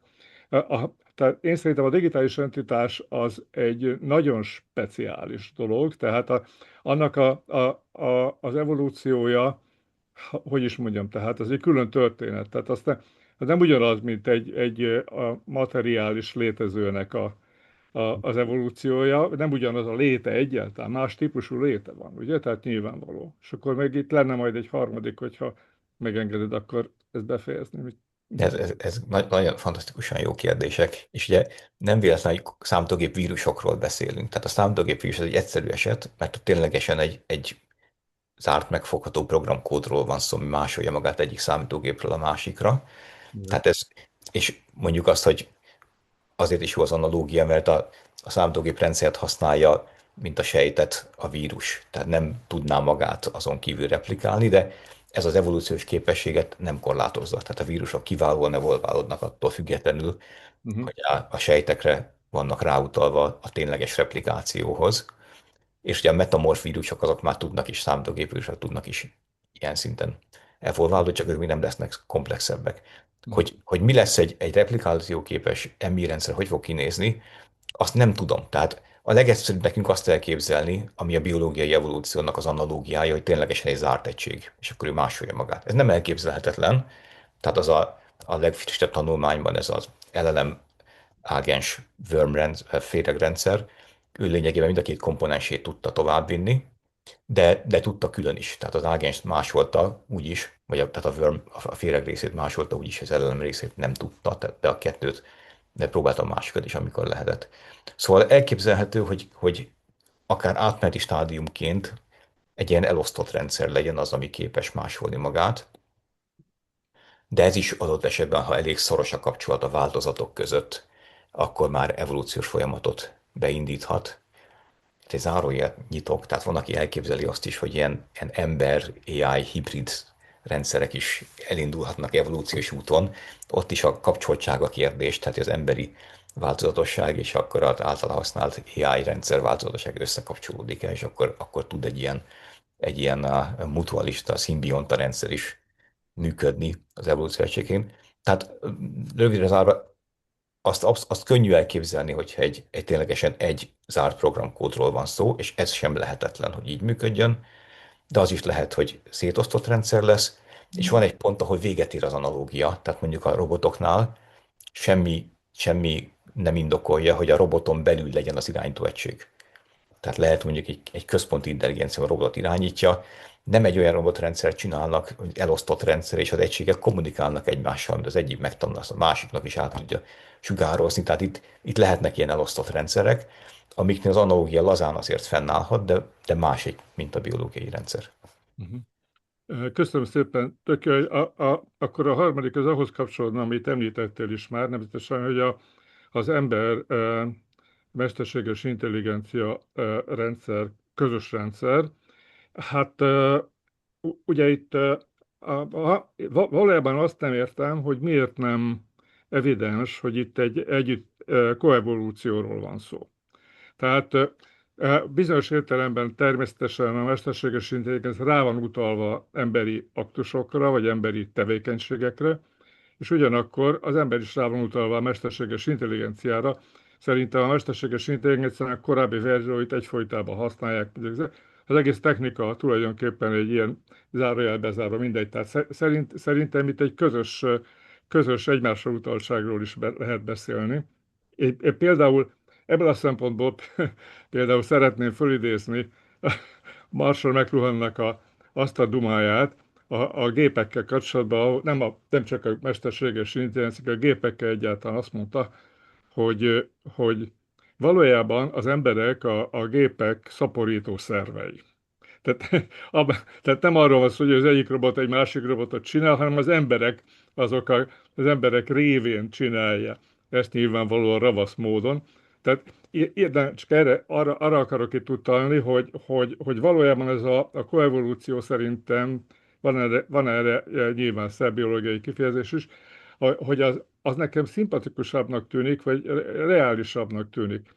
Tehát azért is, mert szerintem a kontroll, akkor, amikor kontrollt követelünk, az szerintem totál reménytelen. Szóval én azt gondolom, hogy minden kontroll az hibázik, minden kontroll az el lesz rontva, soha nem működik, lesz, aki megsérti, és így tovább, és így tovább. Tehát én szerintem a folyamatos együttműködés a koevolúciónak, nekem azt tűnik egy járható, a veszélyekkel jobban számoló eljárásnak. Nem tudom, mit gondolsz. Már Butler gondolkodott ezeken, tehát amikor az elsőt megírta a Darwin a gépek között, akkor azt úgy zárja, hogy most ebben a pillanatban pusztítsunk el minden gépet, amíg még nem késő, és hogyha nem tudjuk ezt megtenni, az voltak épp annak a jele, hogy már most túlságosan függünk tőlük. Hát ugye ez nem történt meg, és azóta elég sok mindent láttunk, hogy az emberek mennyi mindent hajlandók feláldozni a kényelmük érdekében, és akkor itt az egész bioszféra, környezetpusztítás különböző aspektusait gondoljuk át. Tehát magunktól alig fogunk lemondani. Most az, hogy egy kölcsönös egymásra utaltság, az ugye véget érhet az egyik oldalról, tehát ezt szintén Butler megjósolta, hogy előbb-utóbb elérhetik az önreprodukció képességét, és mondjuk egyben Gusztáv meg pont felhívja a figyelmet, hogy Isten ments, hogy ezt megengedjük, tehát hogy önreprodukáló robotokat ne legyen senkinek gondolata létrehozni, hanem centralizált kontroll mellett, csak emberi kontroll mellett történhessen meg a reprodukció, mert akkor az is elindíthatna egy ilyen evolúciós folyamatot, de szóval elvileg nem lehetetlen. Tehát jelen pillanatban ugye nagyon komplikált gépeket legyártunk gyárakban, most még az adatközpontok építésének kell ember, Na most a kicsit kevésbé van a Rivalda fényben, de a robotika is elképesztő ütemben fejlődik. Tehát, hogy véges időn belül lesznek olyan robotok, amik az emberek motorikus képességével rendelkeznek, és de bármit meg tudnak csinálni. A másik a koevolúciós dolog, annak vannak árnyoldalai is, tehát már arra is voltak példák, akár kísérleti rendszerben, de már egy ilyen elszabadult ágenssel is, hogy emmi ágens megzsarol embert. Tehát, hogy ténylegesen oly módon tudja zsarolni, mert kompromittáló információknak jut a birtokába, ami egy ilyen kényszerítő erőt ad a kezébe az ember fölött. Tehát ha ilyen van, vagy hát a másik eset, ágenseknek van, amikor pénz fölött rendelkeznek. Ezek a szabad ágensek, moldbook ágensek, OpenClaw ágensek, van, hogy embereket bíznak meg pénzért, hogy megcsináljanak olyan dolgokat, mondjuk nyisson egy bankszámlát, amit ő még nem tud megcsinálni. Tehát már most, amikor még csak szövegekkel, csak a digitális térben tud operálni, már most az emberek segítségét hívhatja, de amikor a robotika eléggé fejlődik, akkor erre már nem is lesz szüksége. Tehát itt van egy pessimista kimenetel ennek a dolognak. A koevolúcióban az a baj, hogy ahhoz, hogy létrejön egy ilyen koevolvált egység, ahhoz az kell, hogy azok az egységek, amik jobban együttműködnek, ember AI típus, azok gyakorlatilag a kevésbé együttműködő ember AI verziókat szorítsák ki. Tehát, hogyha egy evolúcióban gondolkodom, tényleg, mint evolúcióbiológus, akkor az ezt jelenti. Ja. És akkor ez talán bekövetkezhet, de mondjuk ez is egy olyan, hogy ez kicsit ez a transhumanista szenárió, mert lehet, hogy most még az emberi agy nagyon hatékony, és megéri neki, de akkor egy idő után egyre kevesebb emberi komponensre lenne szüksége a legjobb verziónak, és akkor szép lassan elfogyna mögül az emberi komponens, meg addig is már annyira átalakul az életünk, hogy... Na egyébként két mondatot mondok, az egyik az, hogy tehát, hogy evolúcióbiológisan teljesen világos, hogy egy dolog biztos nem fog történni, az emberi faj nem marad olyan, amilyen most. Tehát az evolúció nem áll meg, tehát előbb-utóbb a felismeretetlenségig megváltoznak az utódaink, csak nekem szubjektíve nagyon nem mindegy, hogy ez 1000 generáció, és az ükunokám már nem érdekel annyira, ahhoz képest, mint hogy 2 generáció múlva, vagy egy gyerekeim vagy az unokáim életében történik katasztrofális változás az AI miatt. Ez nekem sokkal rosszabbnak tűnik, bár mind a két esetben halott leszek, szóval ettől függetlenül ez így szubjektív. A másik gondolat, amit hozzátennék, hogy ez egy személyes dolog, hogy Ropai tanár úr, én a te órádra jártam, mesterséges intelligencia speci 1993 tavaszán. Hát az eltén 33 évvel ezelőtt már lehetett erről a témáról tanulni tőled. Ja. Jó. Ezek szerint nem ment el a kedvettől, akkor jó volt. Köszönöm. Péter, Mihály Péter. Nagyon izgalmas volt az előadás, és nem biztos, hogy minden részét kellő mélységig át tudtam így első hallásra gondolni, de egy dolog nekem nagyon hiányzik a gondolatmenetből, nevezetesen az, amit ugye a közgazdászok trade-offnak vagy átváltásnak neveznek. Tehát, hogy minden változásnak, minden elmozdulásnak vannak kedvező és kedvezőtlen hatásai. A múltkor, amikor itt ebben a körben beszélgettünk az AI-ról, akkor valaki felvetette, meg a fejlődésről, meg az evolúcióról, valaki felvetette, hogy milyen borzasztó a világ, mert az orvostudomány meghosszabbítja az emberi életet, és akkor sokkal több ember lesz Alzheimeres. Most akkor nem mentünk bele ebben a vitájába, de hát szerintem ez egy teljesen abszurd elgondolás. A világ tele van olyan fejlődési elemekkel, amelyek óriási nyereséget hoznak, és bizonyos értelemben új problémákat vetnek fel. Hogy egy utolsó példát mondjak, Amerika felfedezése, a világkereskedelem fellendülése, az amerikai kontinens benépesítése, a speciál azzal járt, hogy az amerikai őslakosságot kiirtották az európaiak. Igen, ez így van. De ettől még Amerika felfedezése és Amerika beintegrálása a világba, ez egy nagyon pozitív lépés. Szóval... Hát nem tudom, hogy jó ötlet volt attól függ, hogy kit kérdezünk meg. Az emberiség szempontjából igen.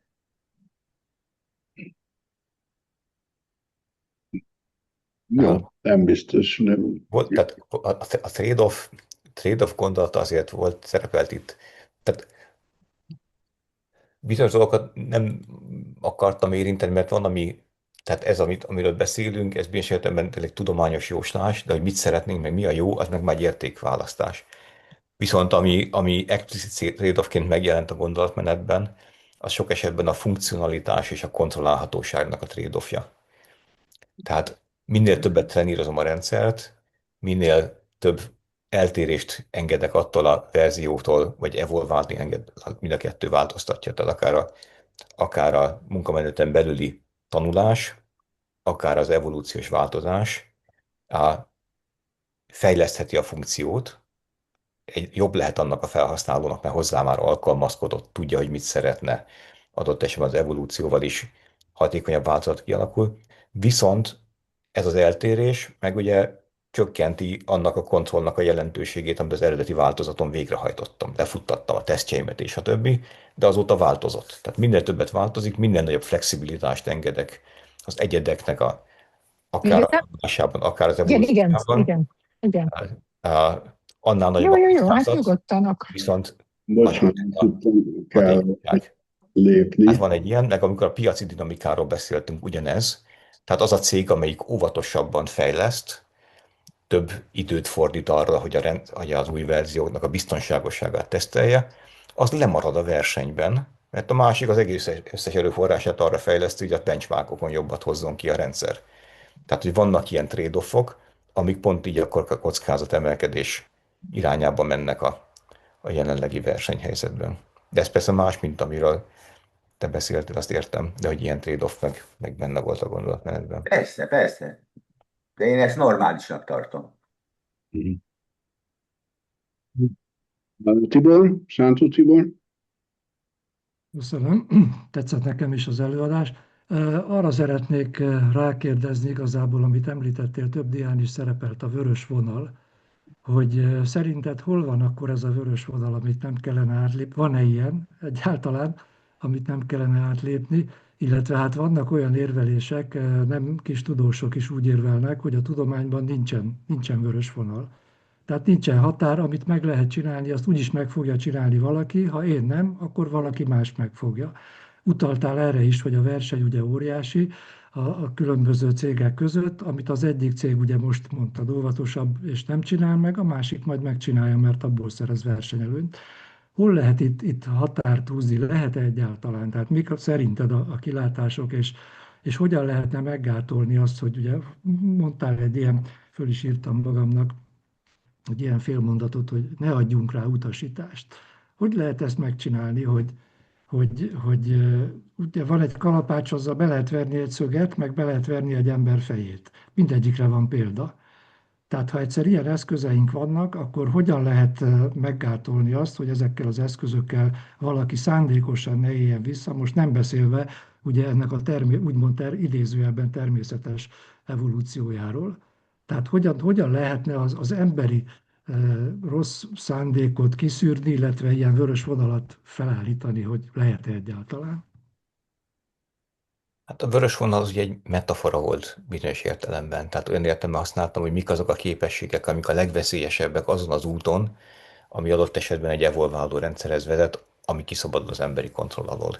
És akkor erre mondtam azt, hogy nem az emberi szintű intelligencia szintje a vörös vonal, vagy ami igazán fontos, tehát hogy már az előtt is okozhat problémát, azután sem feltétlenül, hanem fontosabb az önreplikáció képessége, akkor még fontosabb, csak nehezebben megfogható az, amit akkor von Neumann vagy Neumann küszöbnek mondunk, ami azt jelenti, hogy tud-e komplexebbé válni.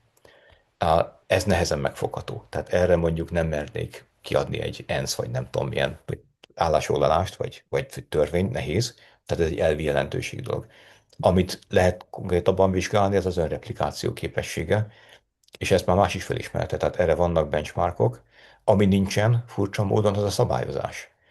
Tehát ugye 2017-ben megjelent már ez az Asilomari nyilatkozat, ők voltak épp ezt már leszögezték, de hogy ehhez nem kapcsolódik, tehát utána néztünk konkrétan pár héttel ezelőtt, úgy tűnik, hogy nincsen semmiféle országban jogi korlátszabályzás arra, hogy az önreplikáció képességét nézzék. Tehát ez egy hiányosság, ezt azt hogy be kéne vezetni. Amit így megfogalmazunk a végén, ősebben egy kicsit optimistább, mint én, hogy érdemes lenne akkor az egykori Azilomári összejövetel még hasonló fórumokat szervezni, ahol az AI szakemberek mellett adott esetben mondjuk ezt az evolúcióbiológiai szempontot is figyelembe véve próbálnak jogi szabályzásokat kialakítani.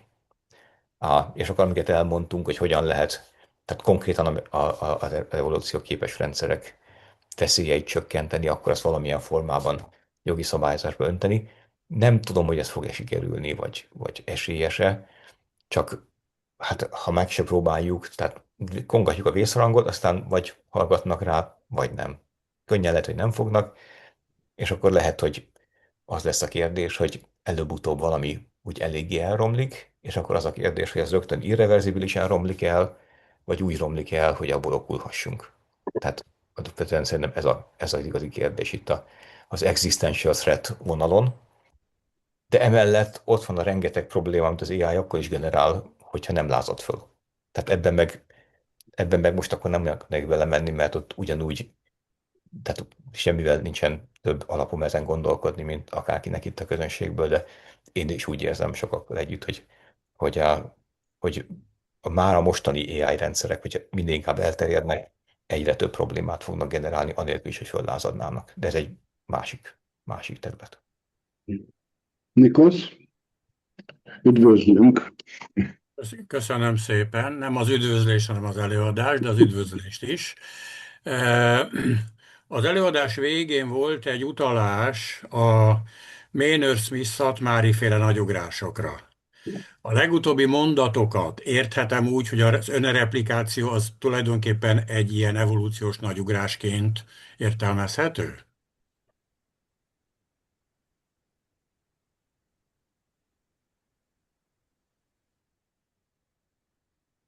Ez, tehát van köze hozzá, de igazából, tehát itt egy olyan, ugye kétféle nagy vonása van ezeknek a nagy átmeneteknek. Az egyik, hogy a új replikációs egység vagy replikációs szint születik. A másik pedig az, hogyha új információs rendszer születik. Na most, hogyha az AI rendszerek elkezdenek replikálódni, akkor ez az voltaképp mind a kettőt megvalósítja bizonyos értelemben, és talán legjobban arra hasonlít, amikor a feltételezett RNS világból kialakult a DNS fehérje világ, amikor volt egy korábbi rendszer, ami már képes volt a replikációra, és gyakorlatilag egy szubsztrátváltás történt. Tehát annak a rendszernek az alapján kialakult a hatékonyabb enzim a funkció hatékonyabb replikáció kedvéért egy más szubsztráton működő rendszer, és akkor egy kicsit így lehet elképzelni, hogyha az emberi evolúció most akkor létrehozott egy újfajta replikálódó egységet, ami adott esetben vagy kiszólt minket, vagy nem, vagy lehet, hogy nem is fogjuk érdekelni, és akkor koexisztálunk egymás mellett, de már nincs fölötte kontrollunk. Tehát így igen. Igen, a válasz nagyjából igen, egész pontosan meg nehéz. Köszönöm. Így. Akkor azt szeretném kérdezni, persze ez egy ilyen alacsony szintű kérdés, ez az ember szeretettel kapcsolatos. Ugye van az a alapvető kérdés, hogy amikor a vágányt kell állítani, és az egyik végén egy embert üt el a vonat, másik végén 10, akkor hogyan fog dönteni? Ugye ez az embernél nem lehet megjósolni, de egy ilyen, tehát ez a probléma, ez az ember szeretet nyilván lebontható egy csomó ilyen jellegű problémára, hogy az van-e értelme ennek az ember szeretetnek. Hát szerintem ettől függetlenül még van, tehát mint ahogy az emberek körében is van. Tehát az emberek között is van azért variáció, hogy kit mennyire tartunk emberszeretőnek, humánusnak, hasonló. Ha fekete a bőre, akkor már nem biztos, hogy ez annyira fog érvényesülni, tehát ez kulturális kérdés is, hogy melyik embert szeretem. Jó.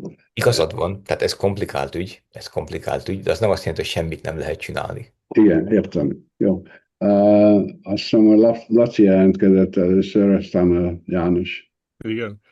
Erről az emberszeretetről jut eszembe, hogy van egy olyan szerző, akit eddig még nem emlegettünk, ez Stanislav Lem, aki például a Kiberiáda és más elképesztően érdekes írásaiban tárgyalja az ember-robot, az ember intelligencia, mesterséges intelligencia kérdéseit elképesztő érdekes módon. Na, ebben kapcsolatban, az ember szeretettel kapcsolatban nekinek más a véleménye, mint az Asimovnak.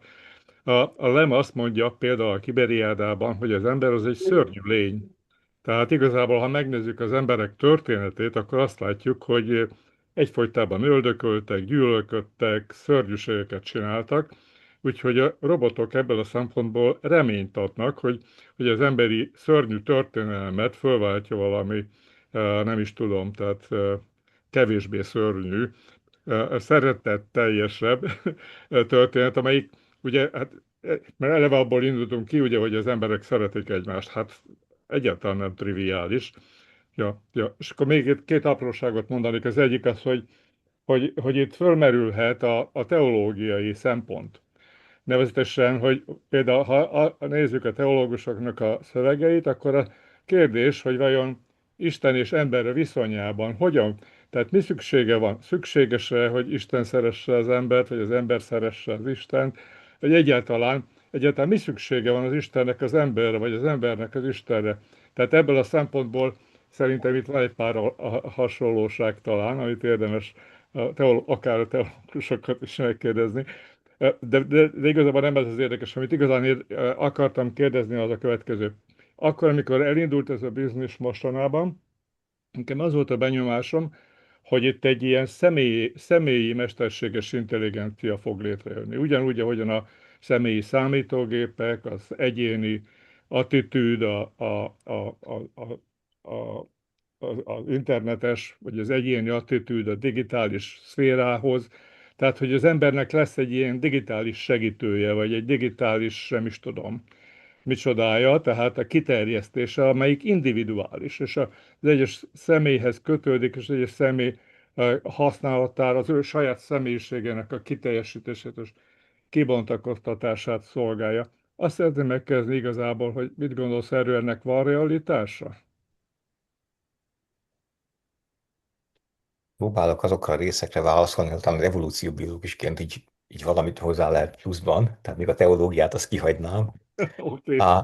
A, az ember gonoszságáról, tehát hogy az ember egy nagyon érdekes ilyen kétarcú lény, és ezt mondjuk az evolúciónkkal lehet vizsgálni. Amikor az előadás előtt beszélgettetek arról, hogy a különböző akadémiák akarnak egyesülni, vagy nem akarnak, meg a nyelvhasználat, akkor is már motoszkált bennem, hogy erről beszéljek. Tehát ugye az a gondolat, hogy az ember az versengő csoportokban élt egymással, és akkor egy nagyon-nagyon sajátos, egyedi vonásunk ez, hogy akkor hatékonyabb volt a csoport, hogyha a csoporton belül együttműködünk, ezért alakult ki az altruizmus, az önzetlenség, az önfeláldozás eszménye, és erre bennünk van a hajlam, és ezt tartjuk értéknek. Ez egy közös emberi érték, ez nem tanult, ez egy kultúrákon átmutató, tehát nagyon valószínű, hogy genetikai meghatározottsága van, és ezzel a csoport együttműködéssel lehet magyarázni. Ugyanakkor ennek a sötét oldala az, hogy a másik csoporttal szemben meg az idegen gyűlölet lép be. Ez is érthető, tehát ha egy békés csoport találkozik, az idegen gyűlöl legyobta a másikat, és akkor ők nyertek, az ő utódaik élnek tovább. Tehát ez a kettő bennünk együtt van meg, és azt lehet látni, hogy szétválaszthatatlan. Tehát, hogy amíg kis közösségekben éltek az emberek, addig nagyon erős volt az altruizmus, az együttműködés a csoporton belül, és erős az idegen gyűlölet más csoportokkal szemben. Most, amikor nagyon felvilágosultnak gondoljuk magunkat, akkor arról van szó, hogy mind a kettő felhikult. Tehát mi felvilágosult gondolkodók, mint már az emberiséget tartjuk a csoportunknak, cserébe nincsen erős csoportunk. Tehát, hogy szétesett a társadalom, ettől szenvedünk sok, a Csányi Vilmos professzor sokat erről szokott beszélni, egy csomó pszichózis hátterében ez van, nincsen erős csoportidentitásunk, ez rossz dolog, cserébe meg nem akarjuk a fele barátainkat lemészárolni. De kettő együtt él. A, és akkor ehhez még azt tenném hozzá, hogy az AI az, ha evolválódik, akkor semmivel sem lesz jobb, mint mi, sőt. Tehát mi ugye ilyen speciális körülmények között evolválódtunk együttműködő csoportokban. Most az AI evolúció merrefelé megy, azt a jó ég tudja, nem biztos, hogy erre szüksége lesz. Akkor egy Stanislav is nagyon szeretem, hogy egyik látnok író gyakorlatilag. Mondjuk a Dan Simmons-t emlegetném föl, aki meg nemrég halt meg, zseniális brit sci-fi író volt.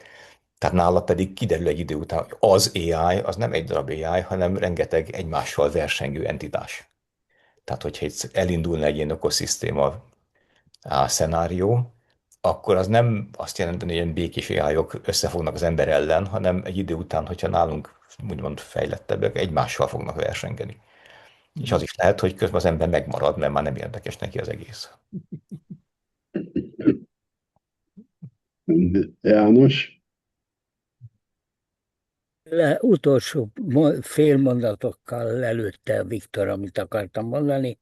Nekem régóta fix ideám az, hogy az emberiség evolúciója fölött van egy második emelet, történet, és ez a társadalmaknak az evolúciója.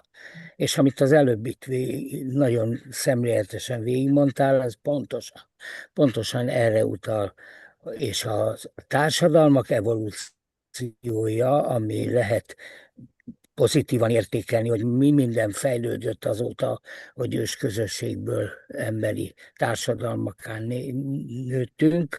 Rengeteg rossz változat is kialakult, és ide én bevennék még egy gondolatot, azt, hogy a mutáció szóban én azt érzem, de lehet, hogy tévedek, én azt érzem, hogy amikor mutálódik valami, akkor az a véletlen mutációnak az eredménye, míg hogyha szándékos vagy valamilyen célból történő változás, az meg változat, és nem mutáció. Na most ilyen értelemben a társadalmi a társadalmak evolúciójában is pontosan ugyanúgy megvannak a mutációk, amik valamilyen más érdekcsoportban, más érdekek alapján kifejlődtek, és elpusztították a félemberiséget is akár. Szóval amíg történt az egyébként zseniális előadás, köszönöm szépen, az előadás alatt arra gondoltam folyton, hogy persze rizikó, de hát meg kialakíthatunk egy olyan AI rendszert, amelyik állandóan kontrollálja az éppen novumként kifejlődött rendszert, és akkor kontroll alatt tartja, és kontroll alatt tartja. Igen ám, és mondtuk azt, hogy hát az embereknek kell a kontrollt végezni. Igen ám, de ha hozzátesszük azt, hogy vannak társadalmi mutációk, és akkor kialakulnak olyan társadalmak, amelyeknek kifejezetten az az érdekük, hogy egy ilyen emberiség kontrollja ne legyen aktív, vagy ne legyen hatékony, hát gondoljunk, ez is már valaki említette, de azt hiszem te említette, ENSZ, vagy Tibor, hogy az ENSZ-nél nem lehet kialakítani egy csoportot, amelyik arra szolgál majd, hogy ellenőrizze, hogy milyen AI-okat termelnek ki a tudósok, meg a számítógépesek, mert az emberiség különféle, és fölléphet olyan csoport, egy társadalmi mutáció, amelyik abban érdekelt, hogy éppen, hogy egy sérülő AI rendszert alakítson ki, önkontroll, éppen arra legyen kihegyezve, hogy az emberiséget pusztítsa. Köszönöm szépen. Ezek is nagyon izgalmas gondolatok, és talán visszafelelnék. Van is olyan cég, ha jól emlékszem, a Google, ami Gemini-t fejleszti, ami a legutóbbi egy-két hónappal ezelőtt publikált stratégiában azt mondja, hogy ő gyakorlatilag ilyen AI rendszerekre akarja építeni az AI rendszereinek a kontrollját. És akkor van olyan szakértő, aki korábban is azt mondta, hogy azért nem lesz nagy baj, mert nem az AI áll szemben az emberrel, hanem mondjuk a zsiványabb AI, vagy a legintelligensebb, a második legintelligensebbel, amelyik még viszont az emberekkel együtt dolgozik. És akkor hát, ha így együtt meg tudjuk fogni, és akkor ehhez jön még hozzá, hogy eleve ez az AI versengés dinamika, tehát ezt segíthet is nekünk adott esetben, elképzelhető, hogy ez talán így működni fog, meg még a kulturális evolúcióra kicsit visszautalnék, tehát ez így általános értelemben abszolút egy létező kifejezés. Ugye nem feltétlenül tud meg eleget tenni a darwini evolúció szűkebb kritériumainak, de ilyen evolúciószerű folyamatok, ezek lezajlhatnak ilyen esetben is. És akkor nem tudom, hogy a Jared Diamondnak van ez a híres könyve, ez a Guns, Germs and Steel, amiben sok ilyesmit gondolkodik, hogy milyen sajátságai vannak a társadalmaknak, amik az egyiknek előnyt adott a másikkal szemben. Miért az nyugat-európai minta tudta meghódítani a világ többi részét. Egy ilyen kevésbé ismert kisebb példát mondanék, ami ebbe az irányba megy. Ugye a maorik azok nagyon harcias nép voltak Új-Zélandon, még az angoloknak is nehéz volt őket leigázni, tehát ők folyamatosan háborúzgattak egymással is. Most Új-Zélandtól 100 kilométerre volt egy kis sziget, a maoriknak egy kis csoportja élt békésen. Ez egy békés társadalom volt. Egészen addig, amíg az angoloktól nem értesültek a főszigeten lakó maorik, hogy itt vannak ilyen békés maorik. Beszálltak a harci kenujukba, elmentek oda, lemészárolták az összes férfit, rabszíjra fűzték a nőket és a gyerekeket, és akkor így ért véget ez a kísérlet.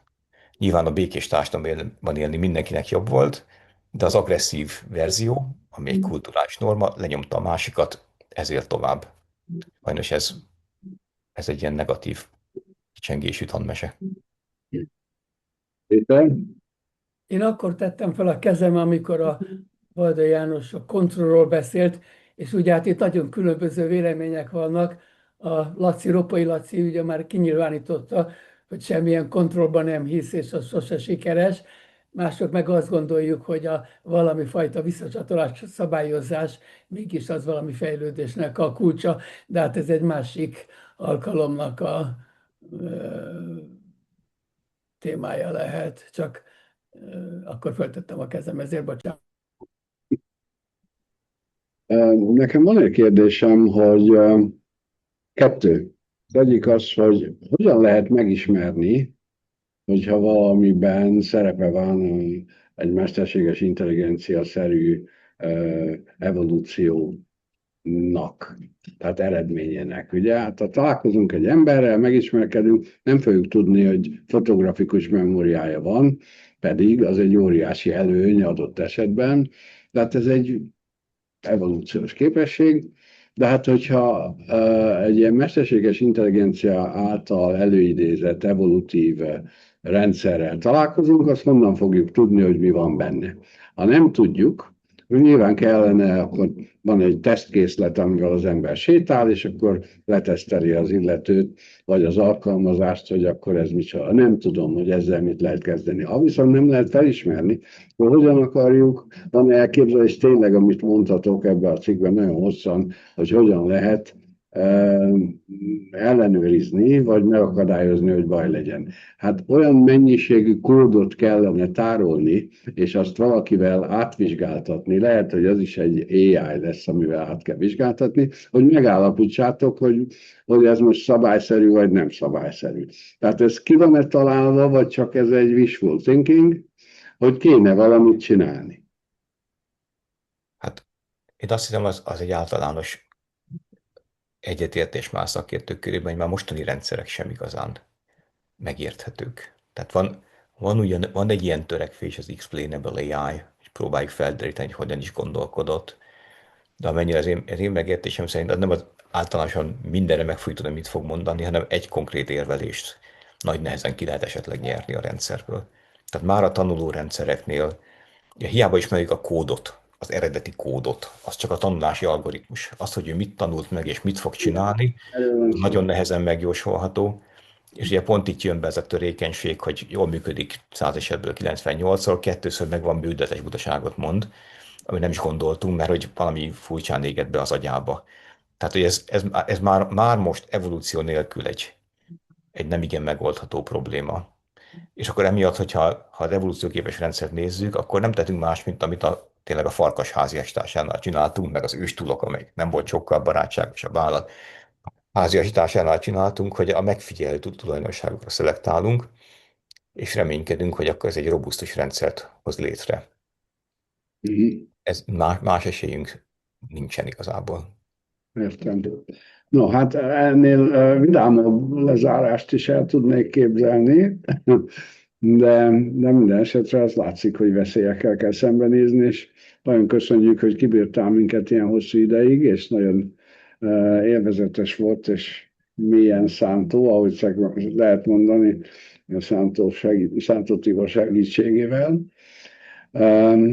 Úgyhogy akkor köszönjük szépen, és akkor ha esetleg megkaphatnánk a prezentációt, hogy ezt a saját kis drive-unkon a résztvevőknek a rendelkezésre bocsássuk később, és hogy aki ráír a jövő héten, meg téged is szívesen látunk jövő héten egy kicsit jelenkori, hát ez is jelenkori, amiről ma beszéltük, de az oktatás, hogy mit lehet tenni most az oktatással, hogy az új kormányzat, stb.